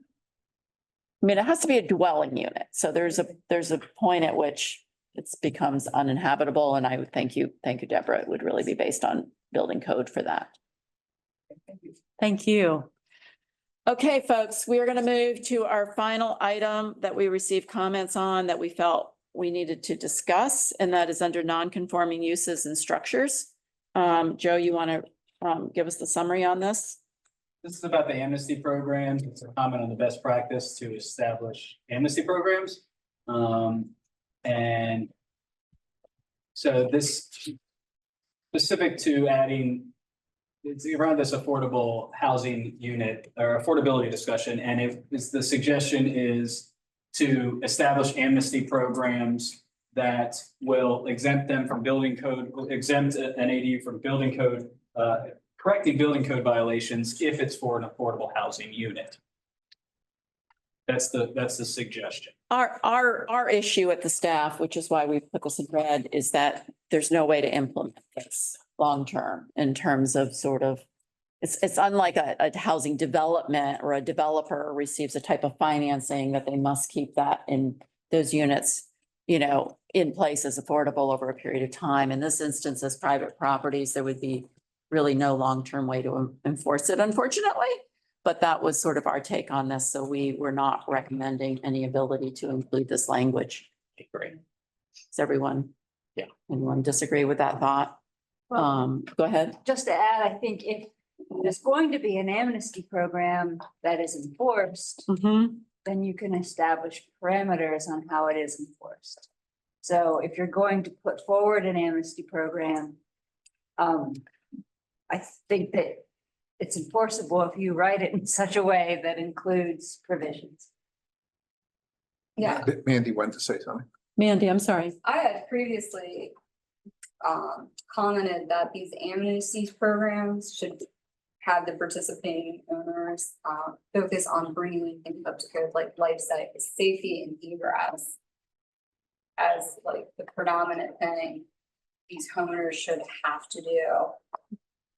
I'm a little disturbed like this. Does this mean if you don't have smoke detectors, you know, or have bad wiring or something, you Correct. can? I have difficulty with that because you don't have to make existing single family residences up to current code. It would be impossible to do that for many cases, like stairways, for instance, it would be impossible to bring them up to code. Up to current code. So I think that goes beyond what we can really. I'm all for amnesty programs, but I don't know how you can say you don't have to be code. James has something. Yeah, so Brentwood, if you have an older home and you move to Florida and you want to rent out your current home, there are certain requirements that we require in order for you to rent out that home. For rental. Now, with the ADA stairs, not, but you do have to have fire extinguishers.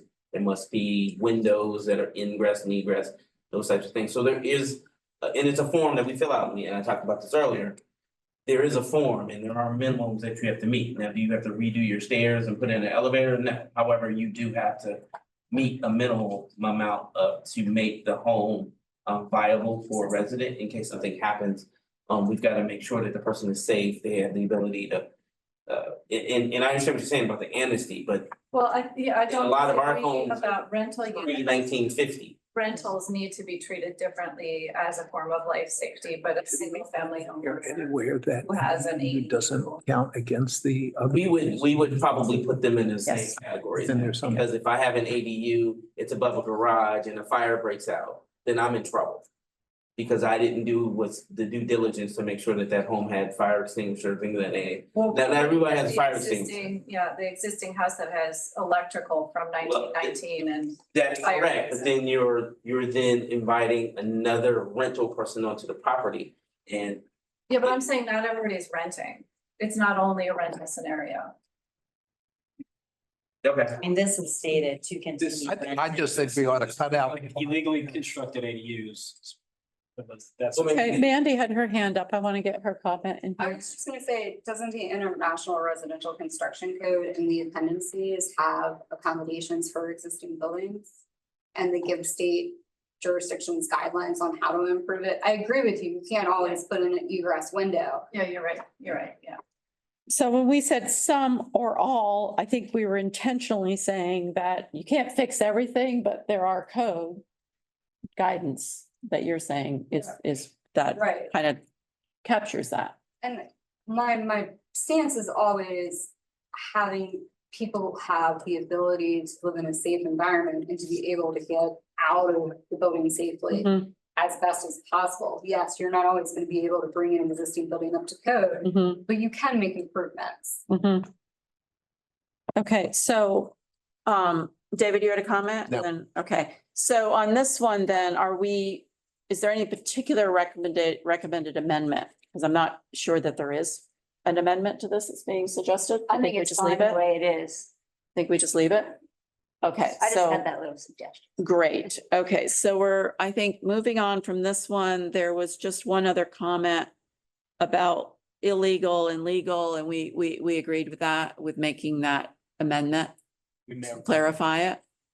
That both illegal and illegal non-conforming structures are those that may have been constructed without permission.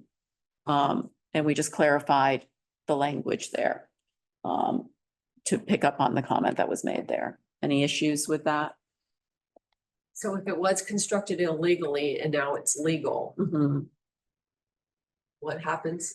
Sometimes code is changed after the fact, in which case it's a non-conforming, but it's acceptable. Because it was done late, the change was made later versus intentionally building something illegally and against any code. It's more of when that code is changed after the fact, they're kind of grandfathered. Because I would say majority of them are constructed illegally. So we're making that modification here, and I believe that's it. Yep, so we are ready to basically go through the recommended amendments and then seek a motion to approve. Okay? So we're gonna read through those one by one, make sure everybody's on board. I think we're good. We're gonna read through them fairly quickly because I think we're Do you want me to bring it back up? I'm sorry. I can do it. Yeah, you probably should. I think it's the easiest way for everyone to follow. Say, I don't have all of them exactly. I have them in mind too. Why don't I read through them and everybody just confirm that I got them all? You want to pull it up? So on themes, basically, our agreement was to, I need to present again. I'm sorry. I need to present again. Okay, It's on showing. See it. okay. Are we good? Okay, so under themes, item 5, we agreed to delete the end of the sentence. So we're deleting the words "and not purposefully intended to block ADUs," making that deletion. We made inserted the word "some existing homeowners" in the last line under restricted covenants of themes. And that was the only change we made to that one. And that was it on themes. Did I miss anything? What about this, we made this proposed change to the theme about restricted covenants. This gets back to the conversation we had. Adam wanted us to add may, remember? May have limited oversight. Okay. Was that under theme? That, It's a theme, it gets to the because the discussion was around, make sure we clarify that when we bring up, that it was addressed in the policy section, but we want to clarify. okay, so there's an insert here. In the insert, while local just may have limited oversight regarding restricted covenants. Okay. Adam? That's like an introductory clause to a sentence that's since been deleted. Do we even need to say anything? I don't think we do. Go over to the original statement. The original statement's over here, I'll go back to it. I think where we ended was just adding the word "some existing homeowners" on this one. And reverted to the policy. I thought we Correct. had something in there about Yeah, the. we did. We wanted something in there about, if you go back to we were taking out the local jurisdictions may or have limited oversight. So that sentence would go.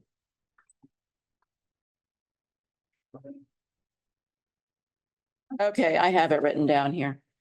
We're adding a statement that basically says local jurisdictions have limited oversight regarding restricted covenants. And then Adam came back and said may, and that is what we added, except Joe, the word "while" is deleted.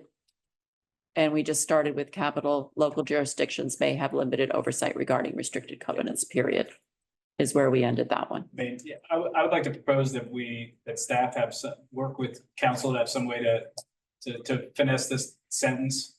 Yeah, I mean, Mr. Warner, principal counsel for NCP, makes a good point. He's talking about a different type of restrictive covenants that are imposed as a regulatory matter. So, but this is focused on kind of private restrictive covenants. But without that qualification, I appreciate his concern about the statement that local governments have only limited jurisdiction over this, because they do impose them all the time in a different mechanism. So all we have to do is say capital L, local jurisdictions, plural, may have limited oversight regarding private restricted covenants. Are we I done? think that might accommodate that. Okay, let's just go with that then. Local jurisdictions regarding private restricted covenants, period. So we are inserting that statement. That's our next amendment. That's the only thing on that one. So now we're going to policy. And under by right, the last bullet under best practices, we deleted the words or consistency with comprehensive plan, deleted that. And that's the only thing I'm showing under the by right policy. Under parking, we had a, the only amendment I'm showing, and please weigh in if I missed something, is that under the last bullet of best practices, the last bullet, second sub bullet says, if sufficient curb area exists to accommodate on-street parking, including within transit areas. And that connected those two things that had been shared. That was the only amendment we ended up with on parking requirements. Everybody good? Okay, now we did note that there are TOD 0.5 and others and et cetera, but we're going to stick with the 0.75 for now. Someone can debate that one later. Okay, under item 3, lot requirements, we did make a revision there. No, yes. Did we end up sticking with it? Let me go back to I've got like 3 sets of notes here. Okay. Yeah, we did the state Kept the statement the same. policy is the same. But we deleted the first bullet under considerations around the state monitoring, so Yes. that was deleted. Otherwise, we kept the lot requirement policy statement the same. We did not make a change. Under restricted covenants, we made a revision and we said new or existing, new and existing covenants for housing developments. And that got us to where we could get the best amount of group agreement. And then we were going to make that change. Any place where we said new, we were going to say new or existing and make that same change in the text of that section. We were also deleting the commentary, are you kidding me? As much as we love it. That will be deleted. We're Okay. also adding the local jurisdictions with the limited oversight in that section as well. Okay, help me out, Amy. Where did we do that? That was. I don't have anything. How about the next one? Have it under restricted covenants. Let me see. This was a suggestion here. I didn't have my notes with other different language, but Never mind, I don't see a spot for it there. Okay, we good? Yep. Okay, so item 5, impact fees. We did make some amendments here. And this was where we really struggled with this one, but we got there. Should pursue legislation that limits, we changed that word, impact fees that would unduly and directly impact the affordability of ADUs. That was our agreed upon amendment by a majority of the group. And then I think that was the only thing we added. Can I just make one point about that when I look at that? I'm sorry. That would unduly and directly impact the affordability of ADUs. Should it just be unduly impact? Because directly, any impact fee directly impacts the affordability of ADUs. So I kind of feel like the qualifier. I'm fine. I think I was just trying to be very specific and intentional there. Does anyone disagree with that? I agree with him. Cleaning He's up. absolutely right. Unduly, Yeah, I think it just should be. Impact. Unduly impact. and it makes our statement that we care about the affordability. So, Yeah. I okay. want to keep impact in there twice, just from a writing. Oh, Impact fees that would unduly impact the affordability. I'm not a fan of it, but I'm also okay to give you freedom That of. would unduly affect, I mean, just for like, that would- Yeah. using impact fees is a very specific. so just highlight that word. We may come up with another word. Yeah, We'll we'll come let back you to guys that. do that word. split. Yep. Okay. Item 6, infrastructure and facilities.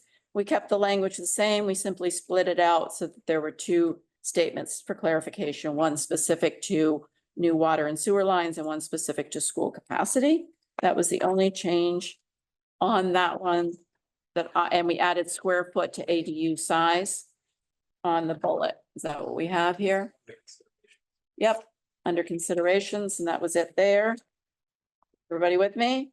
Under guidance, we had under item 3, government-directed technical assistance. The last bullet under best practices, we changed that bullet to say publicize sample plans of architectural elevations and floor plans, period. And left that as it was. Under non-conforming uses and structures, we ended up, I believe, unless I missed it, leaving that alone. Yeah, I don't think we messed with that. I think we left it. You did that edit on legal and on illegal. Yeah, it's. Yeah, we did the legal, illegal, that was in the comment. We accepted that one. And we're going with that. Thank you. And with those amendments, we have a motion that Joe will bring back up, and I will read it right now. Just slightly different from what you had last night because Adam helped us, but it's minor. Accessory dwelling unit task force hereby adopts the ADU task force report dated May 10th, 2024, with the amendments discussed and accepted at the May 21 meeting.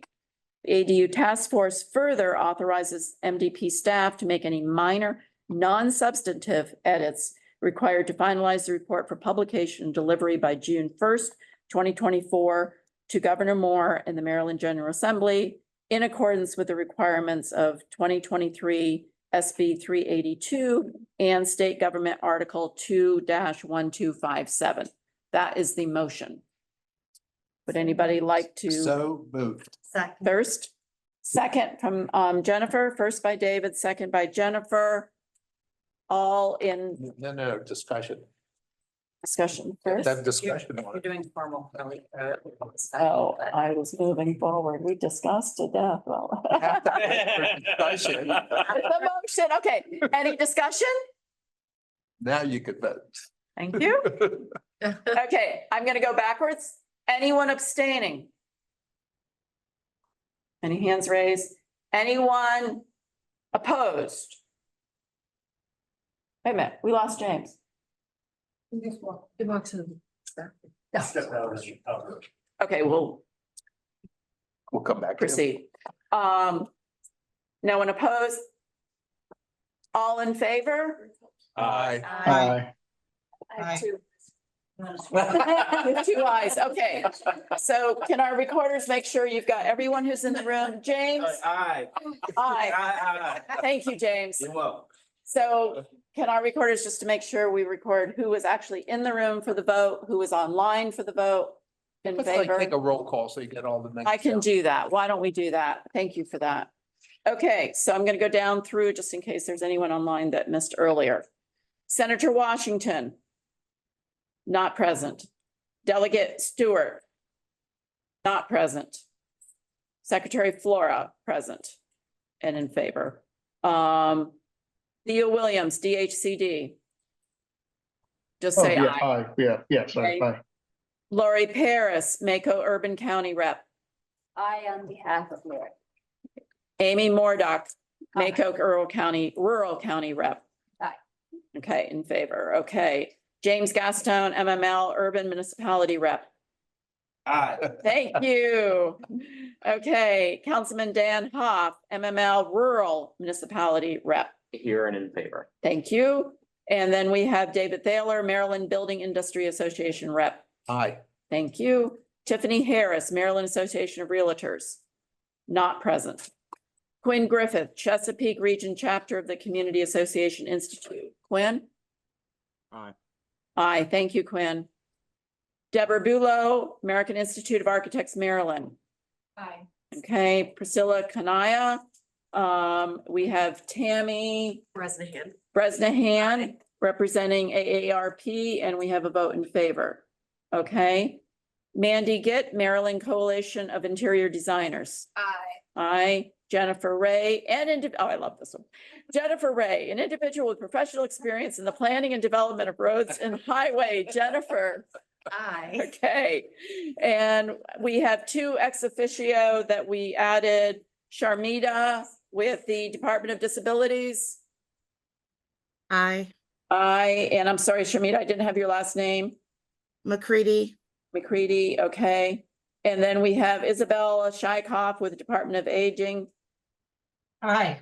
Okay, But those are registered as ex officio, Yeah. not the official count. So with that, the motion passes. Thank you, everyone. This has been an incredible. So next steps, we will go over. You want to say something? That was next steps. I'm gonna go over next steps and then we'll do a quick close because we're 10 minutes over and I want to respect everyone's time. So we did proof it going out. We'll do another proof. If there's sort of some minor thing, if there's anything substantial that shows up, we will get back to you. But I think it's pretty clean and ready to go at this point. So we will update that literally over the next 24 to 48 hours because we have to move it over to our graphic layout person before the holiday weekend and start moving it into design and get the actual published report finalized and ready to go. Once that is published and finalized, it will be sent out to you all. It will also be posted on the website and it will be sent and delivered to Governor Moore and the General Assembly all by June 1, which is a Saturday. So May 31st is our goal for all of that. And we'll be really excited to be able to, I think, proudly put this forth. Joe, anything you want to add to the next steps? Anything you need from anyone here? Say everybody in the committee would receive a final report. Yes, a PDF. Yes. Email. Yes, Okay. exactly. And so final closing, this is your moment. Any final thoughts, closing around the room? Deborah, Great, thanks. good to go. Jennifer. Fantastic experience and many, many kudos to Joe and staff for all the hard work you put into this. Thank you, Jennifer.